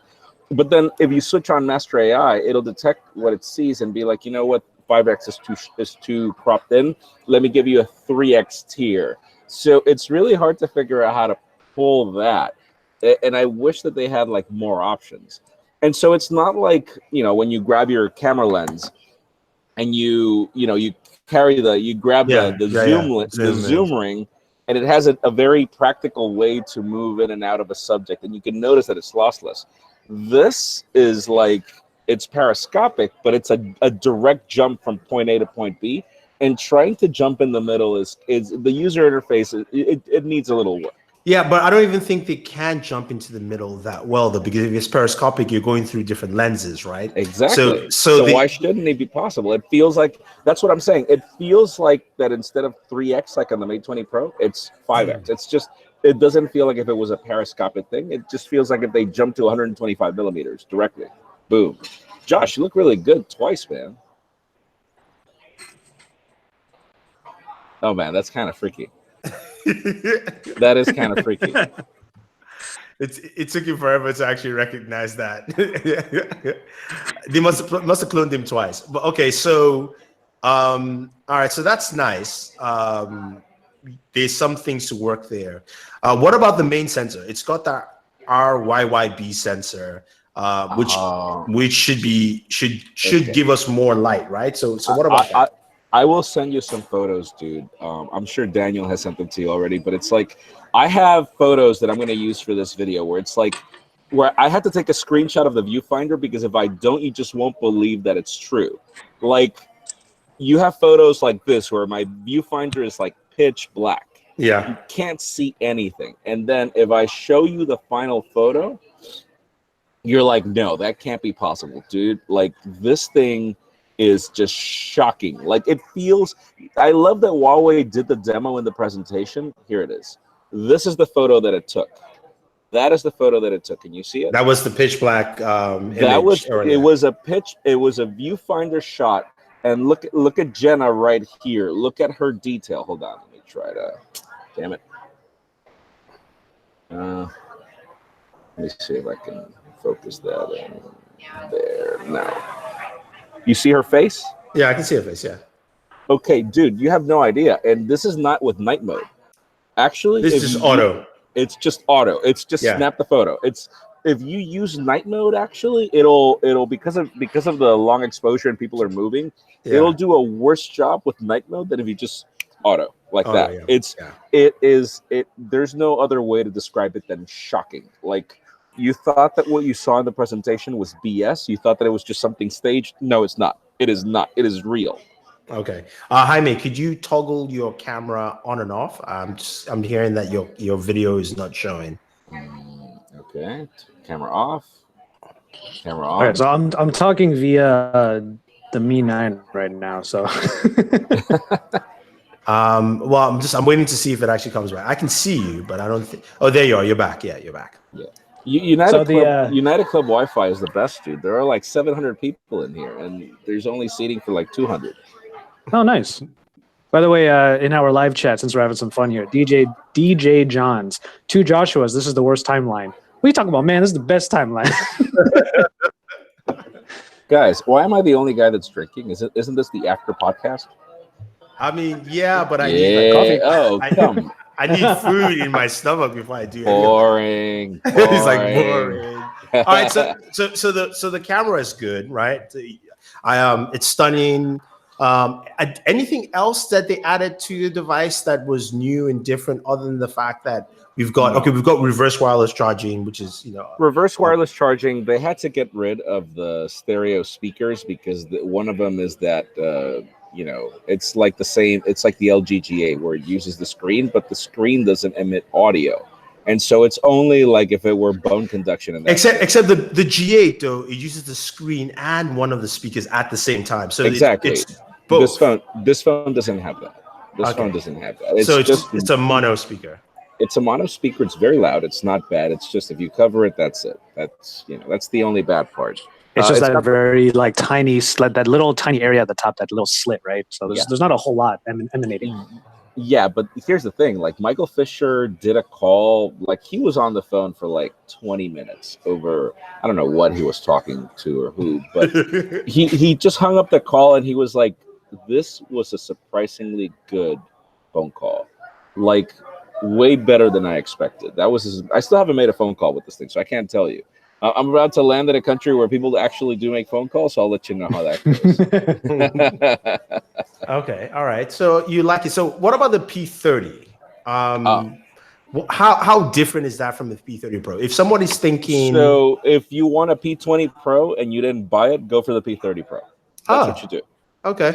All right. If you wanted the P20 Pro but you didn't get it, just go grab the P30 Pro. It's got everything that the P30 Pro should have, like a headphone jack, like a standard earpiece. I haven't checked if it's got dual firing speakers though. See, this would have been a good thing though, because like, okay, if it wasn't so late in the Philippines, we would have had Isa on, my girlfriend. She has the P30, not the Pro, but the P30. So it would have been nice to have her on. But yeah, but here's the thing, though. She's asleep. No, I have a P30 here. It's just I haven't activated it. The P20 Pro right now is $440. I just saw the price today on. What? Yeah. Yeah. So it might just be better to get a P20 Pro than a P30, right? That's a good question. It would be a solid investment for under 500. I mean, yeah. For under $400, it's just, I don't know, man. It's like the P20 Pro felt like an iPhone clone in so many ways. From the notch to and then it's like a blend of a chin that makes it look like a Pixel. It was this like really odd design that I didn't like. This phone is badass. Like it feels like its own thing that's not trying to compete with anything. Jaime, you're there. There's a FedEx probably around the corner. How about you drop that red one? Send it to me here. I'll take good care of it, right? And when you come back to New York, I'll give it to you. Maybe not. Can am I really the only person who actually doesn't dig that red color? Like, yes, you are. Go away. You have not held it. That's why. I'm even wearing a red shirt to match, man. That's the way it works. Because when I saw so many of like everyone's videos going up, including yours, I made, where it was like, okay, so this red one's really cool, and the first thing I thought was like salmon. That's a sockeye salmon, and like that's cool, but like it doesn't jazz me up the way it does most of you guys. I don't know what it is. You have to hold it, man. It's Joshua, it's okay. Let's move on. You don't need to complain. We're enjoying this. Okay. And Enabong, what camera are you using? Are you using the Logitech, the Brio? No, I'm using my A7 III. Oh, I hate you. And this is the GH5 as usual. So. I need that switch that you guys have because I didn't pack the Brio because I was like I can barely fit my underwear here in this bag. Oh God, he tells us. Yeah, and so damn it, I left the camera. And this MacBook Pro, even though it's new, has a camera from 2002. Oh yeah, I mean, it's funny you mentioned that. I remember I was talking to a couple of PC manufacturers and even some gaming laptops, and I asked them, I was like, okay, if you're a gaming laptop manufacturer, why don't you just take out the camera and offer us something else that we can buy and attach? Because the cameras in laptops are terrible. They're all terrible. They're Danny went. Doesn't one of the gaming brands like is it Razer that they have their own webcam, right? Yeah, Razer had the webcam. Dude, that Logitech camera, that Logitech Brio is fantastic. Logitech has one too. It's just a large camera, but it's fantastic. Yeah, it's right here. This is the Brio. Oh, okay. Yeah, I do need to update mine. If it is that good, it would be nice to have. Oh no, it's a 4K camera. 4K camera. Really highly recommend it. One of the questions, I just want to be sure, anybody who's still in the live chat, if you're still hanging out with us for this like little post show thing, anyone who has questions, go ahead. Brian Rendon says, are the watts on the reverse wireless charging more or the same? No, that's a good. We don't have that information on the spec sheet, so we're gonna have to test it. Don't worry, guys. I'll have a video for you on Sunday. Yeah. But in our experience, I hope mine comes in soon too. In our experience, unless you're trying to charge a pair of headphones, don't expect much. Yeah, I mean, I remember when we had the Mate 20, even with the Samsung, like even with the S10 Plus, we were trying to charge each other's phones. It went nowhere. Yeah. Well, so no reason to try using it for charging other phones. No, you can use it. The Samsung, you can, and the Samsung. When I did my video, people were slow, though. It's as fast as Apple's wireless charging, by the way. So don't call it slow. So I want you to look at this photo. Okay. Mm-hmm. This was horrendously dark. Oh. Guys, these guys are in the mode of rewriting the future of photography and whatever. I kind of dig it, man. I'm not saying they have. Obviously, I need to I pull the photos into the computer. They look great, but I need to make a couple of comparisons with a couple of RGB sensors because I don't like this phone has a crazy, insane amount of dynamic range, and you know what's more interesting? So there was this guy in the presentation who is the photographer that went on stage, and the guy is like, we were talking with David Kogan about the ISO, that it was 409,000, I don't know what. The guy was like, actually, it's 800 something thousand, and I'm like, no, dude, this is what they told us in our video. He's like, you haven't. Wait for it. Just wait for it. There's more. I'm like 800,000 ISO. Like seriously? Wow. It is looking good for like low light stuff, but we have a comment. Wall does. They need to work on the colors though. I looked at a few comparisons that were already coming out recently, and I will admit the color science on the Huawei stuff does seem to not be supernatural. Even you were saying it along earlier that like, especially on the front facing camera, for somebody like you, the color science is still not all there. Yeah, I'm sure it makes me try to make me look white. I mean, come on, Michael Jackson. What do you think? Oh, I don't know. Like, read his shirt. The problem right now in Paris, it was horrendously gloomy. Like, it was New York weather, pretty much. It's gloomy right now here today. Yeah, it's gloomy in Paris. Shut up, Mr. Sunshine, in California, Mr. Eternal Sunshine. So I wanted to get better photos. I don't think I got the photos that I wanted because of just, there was just no sunlight. It was gloom every single day. There was rain. But for the most part, I like what I see. I guess the biggest comparison, and I highly recommend that you guys look into this because I'm not carrying mine with me. I highly recommend that once you get your units, you compare the results with the Mate 20 Pro. Definitely. So here's I don't know if you can see this image. This is what Danny took. I love this photo. Oh, come on, share. Man, the difference between these cameras is crazy. Like me, the one I'm talking into right now looks so horrendous compared to my actual. Yeah, Hangouts just kind of froze on me. It's still working, but Danny Ringett has a photo of the Eiffel Tower, and he's kind of like dead center. And you can see the colors of the Eiffel Tower so clearly. And then the light beam cuts across. I don't know if you can go to his Twitter page. It was like one of the last 2 posts that he put up on Twitter. I mind you, again, this is crunched down from Twitter, by the way. So yeah, which is, I love it. I love it when people are like, oh, but the detail on your photo is trashy. I'm like, you guys know anything about compression? Like, you know how that works? Like, seriously? All right, let me see. All right, so my Chrome has crashed, but I'm still here. So your Chrome is trash? It's crashed. So basically, I'm using Chrome for Hangouts, and it's crashed completely. Yeah. So you might die at you're talking about this photo. Yeah, I'm talking about that photo. Yeah. Yeah. No. It's a great photo. Again, it is a great photo. It's also illegal. Whatever. I feel for example, things that I didn't like about the P30 Pro is that colors were overdone. They were oversaturated. They looked like a cartoon in most cases. Yeah, very punchy.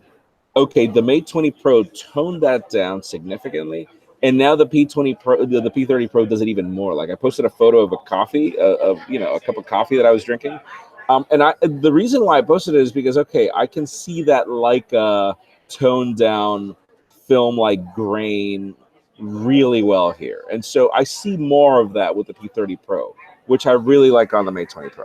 So I feel that they're going in the right direction. Obviously, this is new, man. I mean, how long have they come up with this whole RYYB? I'm even thinking, like, when they talked about that whole change into subpixels that are yellow, I'm like, but yellow's not a primary color. How does that work? That's true. Yeah, it's not a primary color. I can't remember. Somebody had the. Oh, I know who has my camera guy, Marian. I told him, and he told me about splitting green, and I can't remember what it was, but yellow still takes in more light than green, so that's like smartphone cameras, even though they do all the tremendous work that they do, and a non-processed photo from a cell phone is fully green, just pure green. Yeah. And then software kicks in and does all the processing that detects what color is what and everything. Sort of like a negative. The negatives are I forget what color they are in a standard photo, and then in a smartphone they're green. So I wonder if that changed in any way. Yeah, you know what? You might be right though, because so I don't know if you guys let me know in the comments. I can't see it, but so I'll tell you. Daniel did a cinematic video, which we do all the time. Anytime we do any of these events with Huawei, so he did a cinematic video of Paris, and things were looking a little more yellow than green. Yeah. So I mean, you know what? I'll put it up tomorrow. Do it. You guys can check it out. Yeah. Do it. Let's see it. One of our live chat people, this is beside the topic that we're talking about right now, but this isn't even live. This isn't the actual show. Someone in the chat wants to know, is that a clear back Note 9? Who, me? Or Note 10 rather? Sorry. Note 9? Note 9. Yeah, you E. It's the Casey Neistat version. Neistat. Which I'm so pissed that I don't have one. Damn it. I'm waiting for the Galaxy S10 version of this too. Exactly. I want that so bad as well. Yeah. I could trade a red. Thank you. I could trade a red P30 Pro for that. I mean, why not? Sure, no problem. Let's do it. See, no response after that. No, I'm sorry, I got interrupted right now. I apologize. It's probably the red flare on the camera. You know what? Whatever. It could be so many things, man. So many things. This is hilarious. Quick thing. I don't know if you finished the daily yet for today, but did you hear about this whole AirPower cancellation? No. Yeah, Apple canceled the whole AirPower idea. Sorry about that. I had to pre-record the daily because I'm still flying for another 6 hours. Yeah. So I had to pre-record it. What? Are you serious? Yeah. So. Oh my God! Yeah, Mike just posted about in the case. that. Yep. There you go. Mike the Detroit. So yeah, they said it won't. Yeah, it won't. It won't. It doesn't. They had some sort of standard that the AirPower just won't meet. So there you go. What the reality distortion standard that Apple usually pulls on people, or what? Yeah, that's true. I mean, I was saying that wireless charging, there is just something about that standard that is really hard for everyone to meet. But still, it's something we've been waiting for a long time. AirPods 2 finally came out with a wireless charging case, but now there's. I don't understand the hype for AirPower. What was so special about it? Neither. You want to know wanted to have. You want to know what's one of the cool things about the design of the P30 Pro? That it can actually stand on its own. Oh snap! Because of the way that the body is built at the top and the bottom, it can stand on its own. Oh, nice. Yeah. Are you showing an example? I don't see it. Dude, all right, come on, man. Fix that camera, viewers. Can you see it? Oh, there you go. Got it. Because I'm looking on the phone. It's cut. It's a 1-to-1 aspect ratio. Okay. So what's special about the AirPower? I mean, other than the fact that it tells you on your iPhone what your stuff is charging. It's just that you can charge 3 things at the same time, but then Samsung pulled a charger with the Note 9. I mean, come on. They also people just wanted an Apple created one. They just wanted it to be an Apple charger because Apple users don't trust anything that doesn't have that logo on it. Yeah, but I mean, it's just 3 coils. Why can't you just do 3 coils and be done? I know. That's exactly right. Which is the reason why this is such an incredulous announcement for them to make. Like, it's 3. Oh my God. Where's the announcement?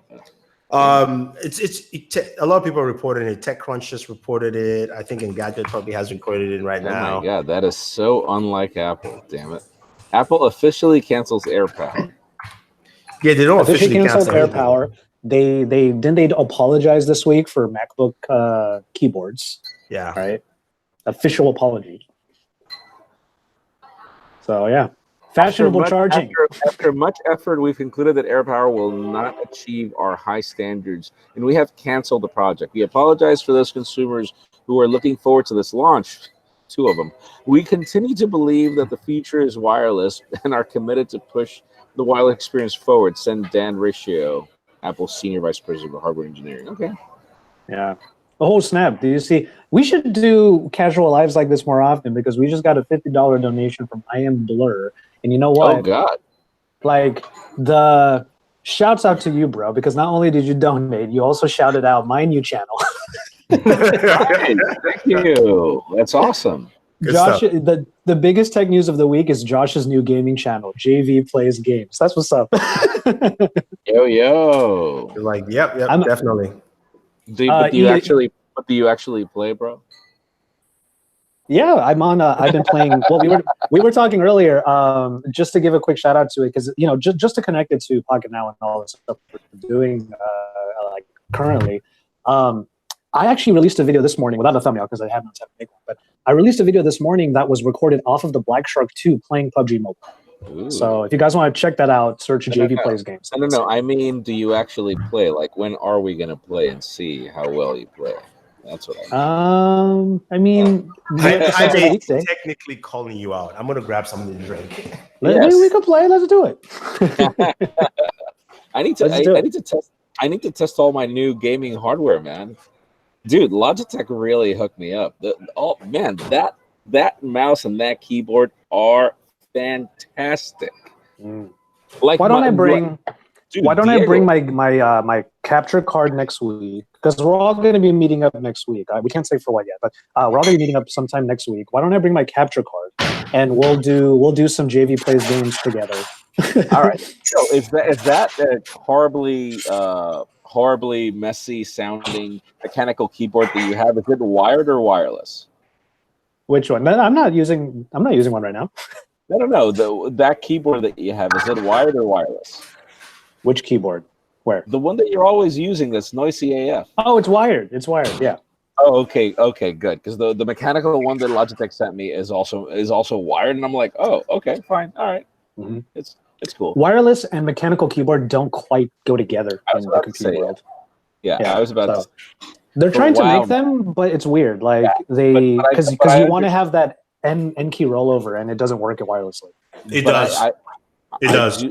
I'm back. Let me solve that problem for you. It does. Logitech has a wireless gaming keyboard that is fantastic. Which one? I have to find it, but it's just really large. I know which one you're talking. It's large and it doesn't have backlit keys because the battery. So that one uses 2 AA batteries. It lasts for a year. Oh. But if you throw in LED backlights, then it just dies like in no time. I Am Blur just donated another 25. Jaime can't play games, bro. His hands are too damn big. There's only depends on my hands are bigger than Jaime's. I was about to say Thunder E's hands are even bigger, and that's why he's on Xbox because the PlayStation controller is too small. Your hands are not bigger than mine. Shut up. I may keep saying that all the time. It's like your hands are not bigger than mine. Whatever. I don't even the Asian guy on the podcast. I'm not even going to try to. Hey, don't limit yourself. Come on, son. Don't do it. Don't do it, man. But yeah, no, you're right. Logitech does make some really cool accessories. I love their stuff, man. You told me about them, and then Diego kept insisting that I had to make the move to Logitech. And damn, like my response is like, damn. It is so good. I really like Logitech, or I mean, SteelSeries is coming up though. SteelSeries. Okay, so here's the thing, right? In terms of audio, I give SteelSeries better audio than all of them. Mm-hmm. Right now. In terms of gaming keyboards, I'm back to Razer and the original switches, not the other stuff that you're doing. It's between Razer and Logitech. Gaming mice. Oh my god, that 903 is delicious, man. I'm leaning towards the Logitech because you have the 903. Yes. You go with the wireless pad, and I have the pad. I have the wireless pad. It is the coolest freaking thing. And the coolest part about the pad is you can choose if you want a soft surface or a hard surface. You can choose whatever you want, man. It's the coolest thing. Yeah. So I mean, I do. Razer has something similar, which is good. I think the sensor on Logitech is just slightly better. If when you get into like a lot of just hardcore games and that kind of stuff. But dude, I've been playing Doom on it. I love it to pieces. Yeah, it's good stuff. It's really good hardware. Going back to one other thing we were talking about, Greta Ore Christensen. Are there any good charging pads that can charge up to 3 devices at one time? Anyway? No, just 2, which is the Samsung one. Yeah. But there's a wireless charging pad, right? Like it just looks like a mouse pad. And you just keep putting stuff on. So the biggest problem with any wireless charging pad is like, for example, I have a lot of products from AirPower. They send me a lot of their stuff, and there's a reason why I didn't do a video on them. I love their battery packs up to the point where the battery pack that I carry with me permanently, this one, is a AirPower that I've bought. They didn't send it to me. It is worth every penny. But then their wireless charging pads, they either overheat, and when they overheat, they stop charging. That also happened to me with the Spigen one. I think that the only company that gets fast wireless charging right, but bear in mind, I haven't tried the Xiaomi one, the one that was included in the box. I haven't tried it yet. The only company that gets it right, Yeah, you gotta have a cooling fan in there.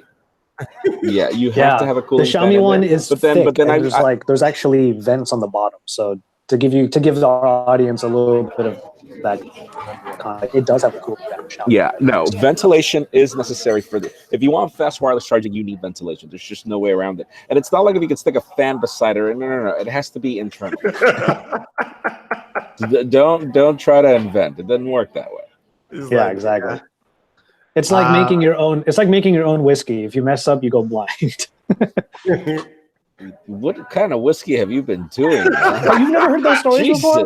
There's literally a guy who tried to distill his own whiskey, and then he drank it, and he went blind. Because you could really mess up your body by drinking like pure alcohol. I have a really good friend who started making his own beer. He now sells it in Honduras, and damn, props to your friend, man. How's his vision lately? By the way, we're getting a lot of love from the live chat for this post-show stuff. We might do this more often. We'll see. We'll see what's up. It's great because I thought you were literally in the air still. No. So I have a 5-hour wait, and I actually was able to intercept a phone that was sent to me right now that I can't tell you about until not next week, but the week after. The week after, yeah. The week after. I believe that all of you are going to get one too. So we have it. Oh, good. Fantastic. Yeah. So I was able to intercept it today. Oh, good. What phone are you talking about? I don't know. No. Damn it. Okay. Before we wade into that dangerous waters, there's one thing I wanted to bring up. This is again post-show stuff. This is something I want to talk about on an Instagram video actually. There are a couple of companies, I think it was Facebook, Microsoft, and one other one, that are saying that they're banning April Fool's content. Did you see this? There are a bunch of companies that are saying they're not going to allow April Fool's jokes anymore because it makes them have it gives them undue news cycles. People are looking at the wrong stuff on their websites when the news comes out. It's because it's probably because some of their stuff is boring, starting with Facebook. Damn it! No. I mean, Facebook has to do that because of the past election cycles. We all know how fake news has just been in prominence. Yes. Where not even just that, people just don't know how to research news. You see a headline, we don't read headlines. I mean, we don't read articles anymore. So no one jumps in to read. No one goes to go, who else wrote this story? Right? Is it on a bigger site or stuff like that? So at least for them, I know Facebook, I understand their part. They're like, no, we don't want to touch this. I get it. But Google, I guess maybe also just because on news feeds and stuff like that. So sorry, the Colonel will make an appearance this year. Oh, that's too bad. What is the Colonel going to be endorsing this time? Private jets or? I mean, he can't now. Now they've locked him down. I mean, what? Wait a second. You mean the Colonel has married to his fourth wife? Colonel's on number 7. Remember? Oh my God! But simultaneously, right now, is it 4 or is it all 7? I gotta check his calendar. I'm not sure. I thought he parachuted a few on a recent helicopter test. No. I think our viewership just dropped. Like our viewership just dropped when you mentioned the Colonel. Lord. What would have been really funny is a Singala card. Singala card. Yeah, parody of the Apple Card. Oh God. Yes, that would have been good. Yeah. Oh my God. I'm trying to. There was another point that I wanted to make. By the way, I realized what I should have done in the beginning when I doubled up on my feeds. So camera coming from the Pocketnow account, audio coming from my account. So literally going from 2 different places. Trying to think of what other news that kind of came out earlier this week. Oh, Jaime, we might as well ask you since you're on. Are you going to get an Apple Card? No. Thank you. Why would I? I mean, I don't know. I noticed, like, for example, they say they have no fees in this. Like, if Apple really needs to. Here's the thing. Somebody asked me the other day, like, why? Oh, shoot. I was in the Apple store swapping this computer. And the Apple genius asked me, why don't I use Apple Pay and I do use Samsung Pay? And I told them, because I get rewards for Samsung Pay. Did it work for you? I'm like, I get rewards for Samsung Pay. I get nothing from Apple. What's the point about having Apple Pay? I mean, come on, man. I get rewards on every single one of my credit cards. I get nothing from Apple. Come on. Wait, did your Samsung Pay work in the Apple Store? Oh, I didn't try that. But he's like, do you use Apple Pay? And I'm like, no, I use Samsung Pay for everything. He's like, why? And I'm like, I get points, and they give you deals depending on the amount of consumption that you do on Samsung Pay, whereas on Apple Pay, you don't get nothing, man. I love that. Like, just the inherent tribalism of all of that. For you to take out like a Samsung phone, the Apple genius is like contracted to be like, why are you using that? I love Guys, that. I don't know. Do you find any benefit on Apple Pay? I don't, except for the convenience of pulling out your phone. But what's the difference about Apple pulling out Cash, your phone and pulling out your credit card? What's the difference? Apple Cash, maybe, because if you do get like cashback rewards for using Apple Pay, Apple Cash in general, but the card itself, the Apple Card itself, I don't really. And then there's the funny part where I have one of my credit cards is from Honduras still. And it's the funny part where my Honduran credit card has had NFC contactless payments since 2014, I think, 2015, and that still doesn't exist in the United States. So I walk into. Oh no! You do have that. I have that with my PayPal card. I'll show you guys. Good. And so, like, for example, every single time I'm in Europe, like, I have no problems in paying with my card. Cover the. No, actually, you can't see it. You can't see. I mean, you see. Oh, okay. That's pretty much it. Yeah, so it's right there. But it doesn't work everywhere well either. That's the thing. I was telling in the United States, it doesn't. You go to Europe, dude, it works everywhere from the subway to any restaurant. I was telling the folks and Josh about my experience and why I use Samsung Pay. I mean, the points are great and all that, but I was telling them how, like, I had a weird experience where I went to Home Depot. I tried to use the chip, it didn't work. I tried to swipe, it didn't work. We tried to punch it in, it didn't work. And then we used Samsung Pay's MSFT, and that worked. Yeah, exactly. And I was that is a good point, actually, though, that the Apple Card itself, that titanium, why would it be titanium? You're probably going to pay like $200 a year for that thing. But like, the card itself should have had like Apple Pay, like some sort of chip in order for you to like do tap pay. Like, that would have been nice. It all he has is chip and pin. It doesn't have tap pay, and tap pay would be dope. It doesn't have your number on this, so you can't type it in if there's an issue with the machine.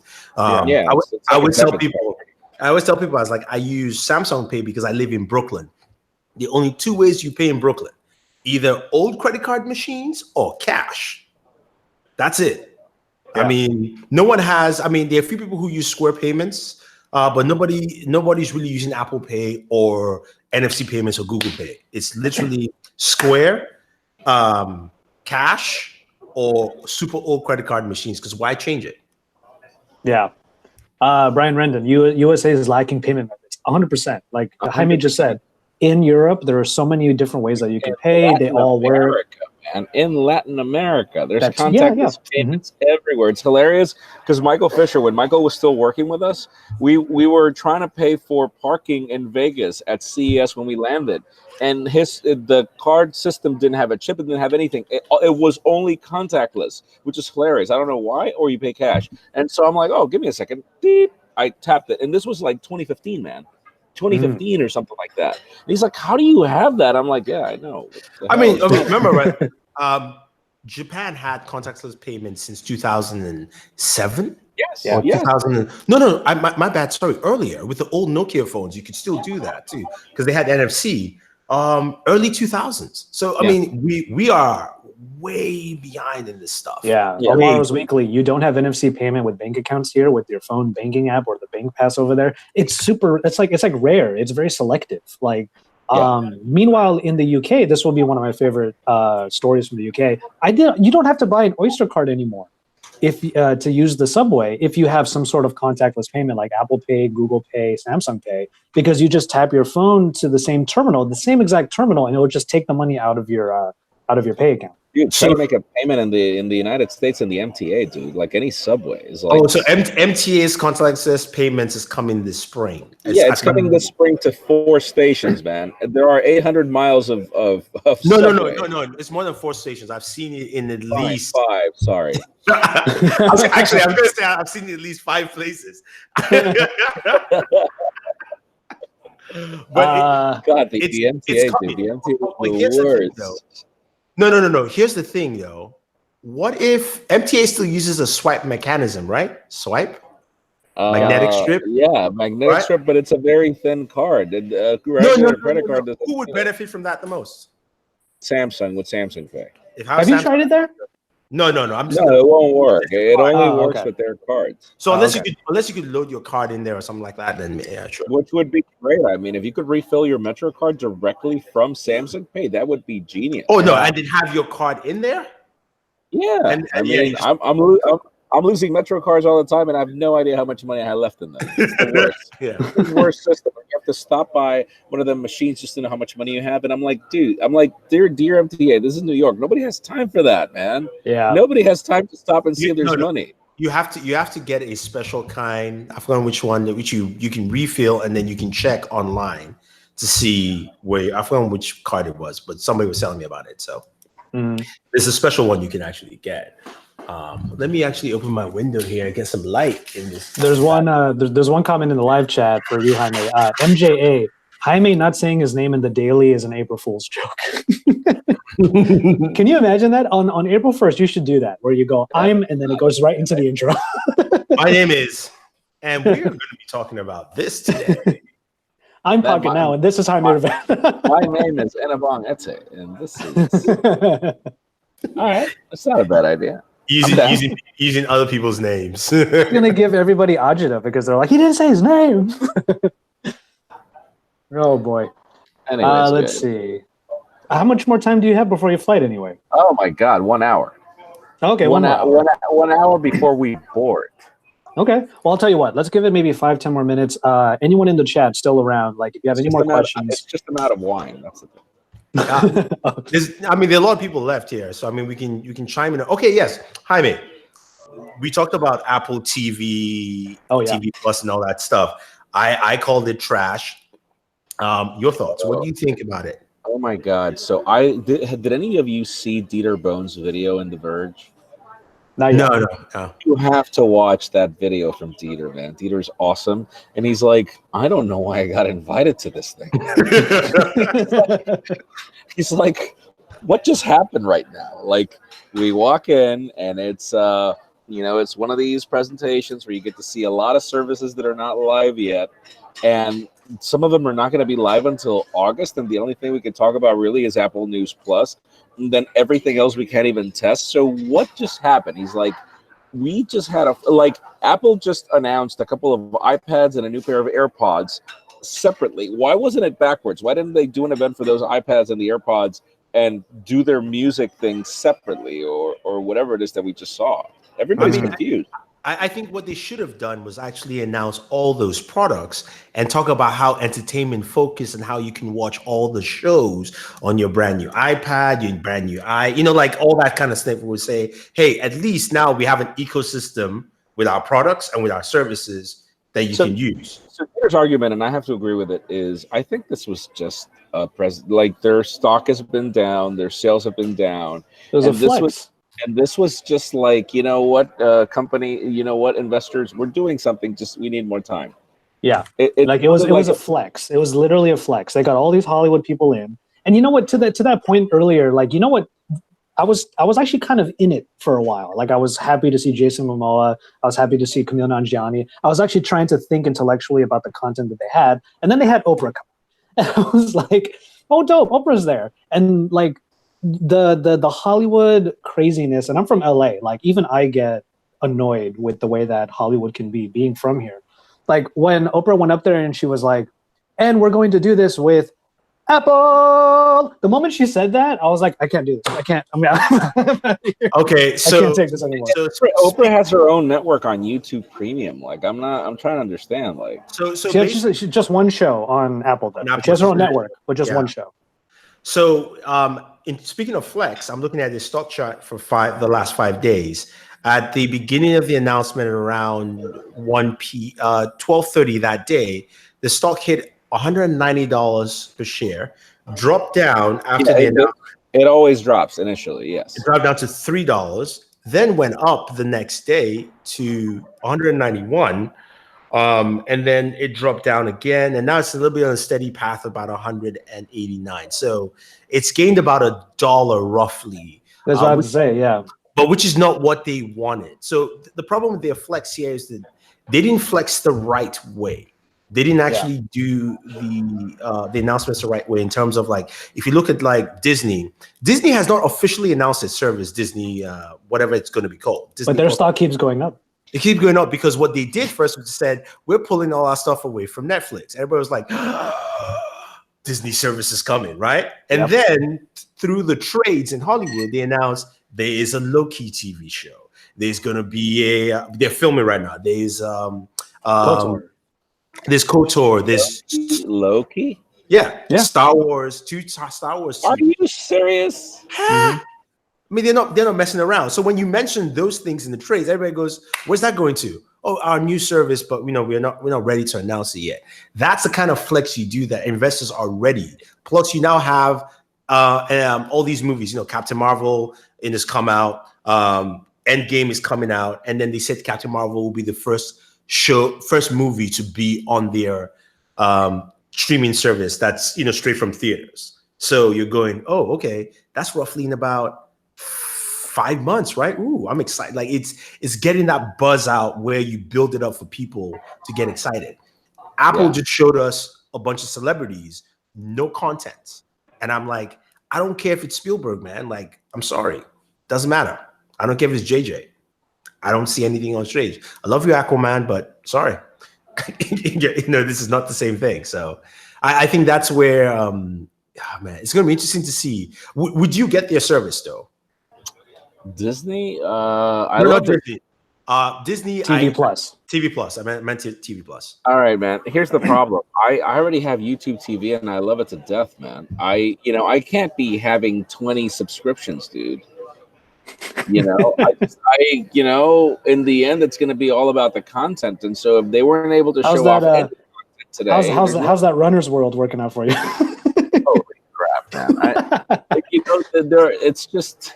I suck. I know. I have so many services that I pay for, and I forget that I pay for, and then when I at least expect it, I'm like, crap, damn it. But yeah, like I'm not willing. Like, I'll give you an example. AirPods, too. I mean, it's the fact that everybody has them, like everybody and their mother, and even the grandmother of their grandmother in the grave is wearing a pair of AirPods right now. They still don't do it for me. I don't find them valuable. Yeah, and I was even thinking about going to buy one of those pairs just to be like, okay, let me see if there's anything better in this generation too, and I'll probably make a video about it. But if it's still within the 14-day return period, I'll probably return them because once you try better audio, it's really hard to go back, man. And and so I tweeted about this a day ago. Like, it's been a long time since I've just used wired in a good DAC. I bought a DAC. I actually bought a DAC. Hold up. Dude, and so I'm sorry, like other than the convenience of being able to connect quickly, which Samsung is now figuring out and Qualcomm is already providing. I mean, I don't know why going back to services, why don't I have Apple Music? Because Spotify is superior. I see the DAC. I do agree. Yeah, I do agree with you, Jaime. I think we talked about this earlier. Apple's focus on services was the wrong one. Yeah, it's they basically, if you think about all the services, the News Plus is the same news service they had. Now it's just more polished and better. The gaming service, which is nice, is just an amalgamation of here we have games on the store. Now you don't have to pay for each one. Now you can just pay $9.99. So it's not something that brings anything traditionally new, or they didn't provide any pricing, dude. Yeah, exactly. And no pricing. Now, the TV service was the one service that could have brought in people who are not Apple users. That was the main one that could bring in non-Apple users. If you showed content, if you showed like what Apple needed to do, what the biggest mistake Apple made in that conference was they had no big IP. No. For TV. So think about it. Netflix Netflix was struggling for a little bit. They got Star Wars, they got Netflix TV shows, right? I mean, sorry, Marvel TV shows. Everybody wanted to watch those. Amazon has been trying to get a few things. They got the guys who did Top Gear. That brought in a crowd. They also brought in they have a Jack Ryan show. Everybody knows who Jack Ryan is. And now but also their award winning also helps. Like yes. Marvelous Miss Maisel. That's like Maisel, yeah. such an award winning show. And then you now have them bring in a Lord of the Rings show. I'm definitely gonna check it out just because it says Lord of the Rings. You know, so that's the thing that they like. I was hoping for them to say, "Oh, and this book we're making, whatever book, or from the creators of Game of Thrones comes this." Then I go, "Oh, okay, you know, I might want to watch that." You have to type in something that people know because all these celebrities I'm seeing there, I'm going, "It's nice, but what are you showing me?" Yeah. You know what they call the Hollywood elite? That's literally what they flexed. Was like the Hollywood elite. You're going to love it because it's Spielberg. You're going to love it because it's Rachel Green. You're going to love it because of this. The problem with the Hollywood elite, you know what it is that sometimes you're hot, sometimes you're not when it comes to Hollywood, man. Sam Worthington was one of the best actors, did Avatar, did so many movies, Clash of the Titans, and now nobody knows who Sam Worthington is. He's not on, you know, that's the problem. The problem is people come and go, actors come and go. Their popularity is not permanent. And so elite, define elite. So here's the thing. Apple needs to understand that people have an emotional connection to the content that they consume. Why don't I move away from Spotify? Because I took the time to build those playlists.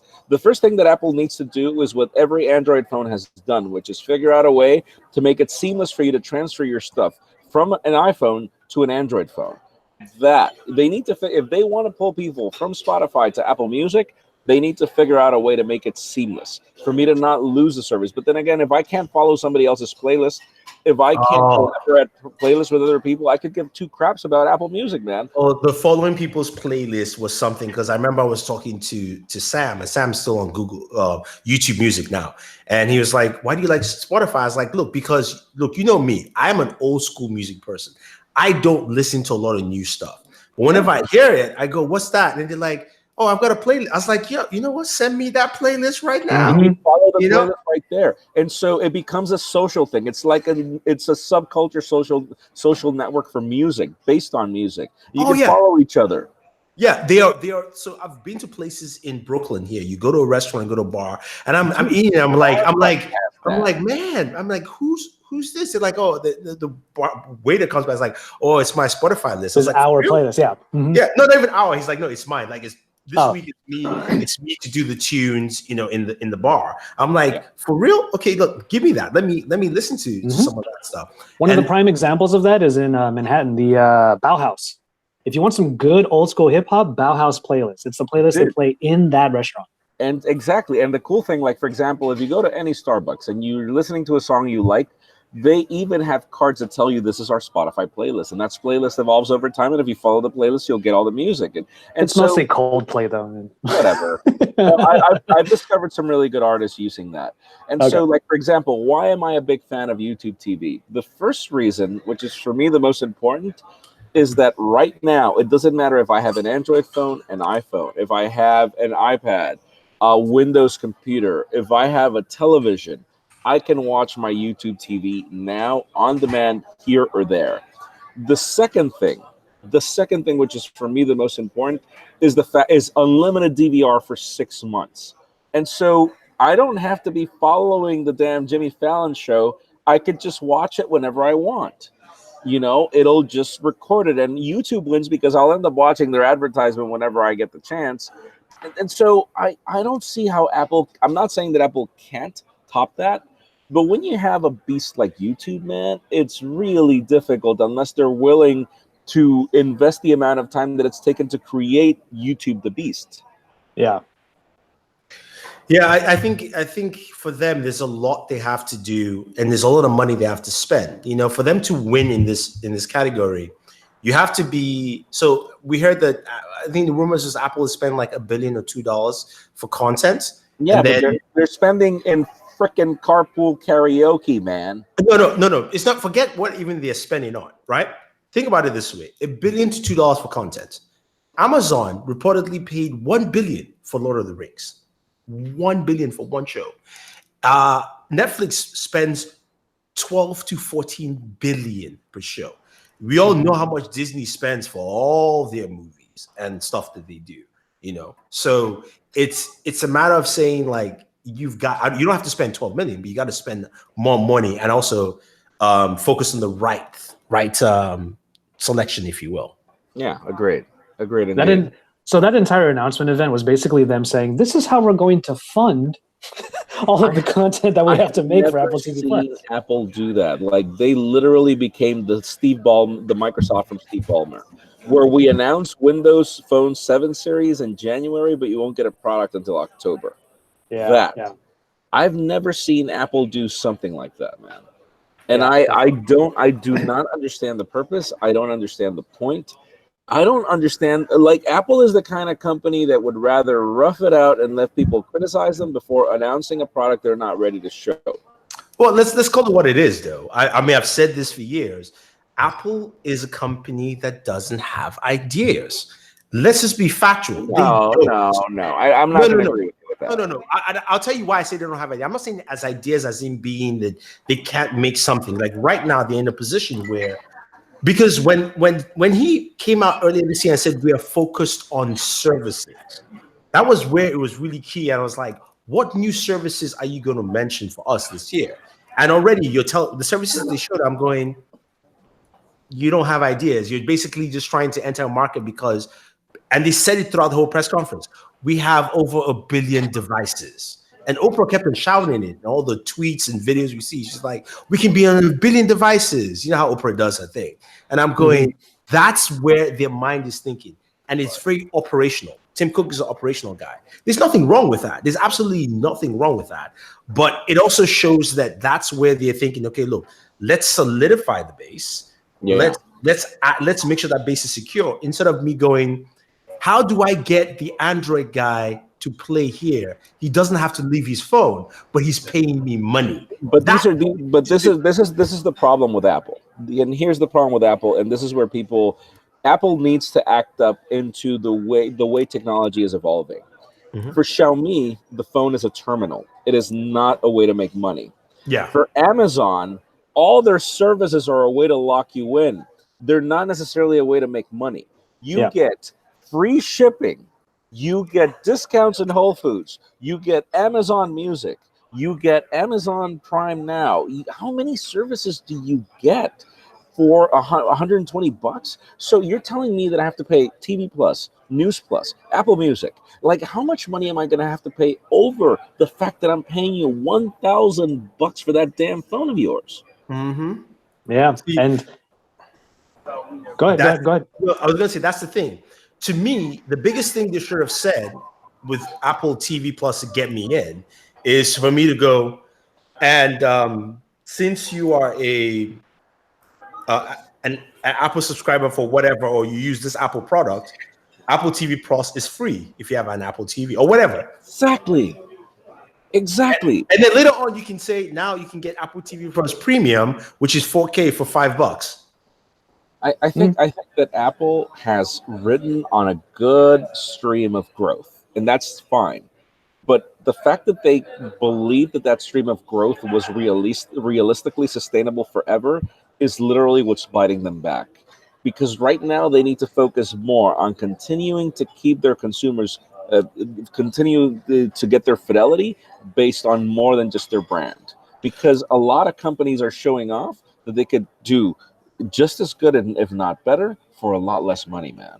Yeah, it's not just the price though. Think about it this way, and look at Microsoft. Even though they've not made that announcement yet, there were rumors coming out that said Xbox Live will be available on the Switch, will be available everywhere. Sony, if Sony wants them to release it, Sony has to allow, but Nintendo's allowed it on the Switch. The first game that's taking that is Cuphead. We have Xbox Live integration. And then Microsoft has now said, look, we have a cloud service, gaming service coming, and you can play anywhere. Microsoft has adopted that approach too, and said, Office everywhere, doesn't matter. We don't care. Like, please just, as long as you're in our use case ecosystem, then you're there. And that's how you make, but for them, they know that half of that money is on the back end with their servers because they can make money there. But they also know consumer doesn't care. The consumer knows if I open Office on my Mac and I switch, and let's say I'm in a pinch and I need to switch over to a PC, I still have Office. It's the same experience and it's cloud connected. I can download everything I saved in the cloud back on here and work on my stuff. Exactly. I'm good. And Microsoft's marketing cap has surpassed Apple for the first time in how many years? I mean, Steve Jobs was still alive when Apple surpassed Microsoft. Yeah. So the thing about it is Microsoft has literally been banking on their stock price because of how much they're dominating the market, particularly enterprise. The same as Amazon. Amazon is not making any money. And so Apple seems to believe that they still need to be that company that makes an insane amount of money for their stock price to be high. And Amazon is the perfect example that you don't. Your stock price can depend on so many things, but market dominion is one of them. I don't know, man. I it's not that I feel sad. I mean, I feel that Apple needs to learn a few things. One of them is, again, man, they can try to play for the elite all they want, but right now that's not where the money's at. I mean, and companies like Huawei and Samsung are not confused. Well, Xiaomi, they're not confused. They know where the money's at, and it's not in the elite. All right. I hate to cut it off for anybody who is inside of it. Battery exhausted on E's camera. Perfect timing. Okay, so we went for a solid hour after the show. So anybody who joined in, also I am Blur for donating a couple of times. Thank you so much for that. But yeah, we're gonna go ahead and just sort of end the broadcast. This is gonna be one of the first times we have a 2-hour plus video on the channel. So let's see how that goes. But 1 hour of overtime after the show. Thank you so much for tuning in, for sticking around. If you did on the YouTube version, I'm gonna go ahead and stop the broadcast now. We might continue the conversation, but we'll see the rest of you guys next week. See you guys. Later, guys.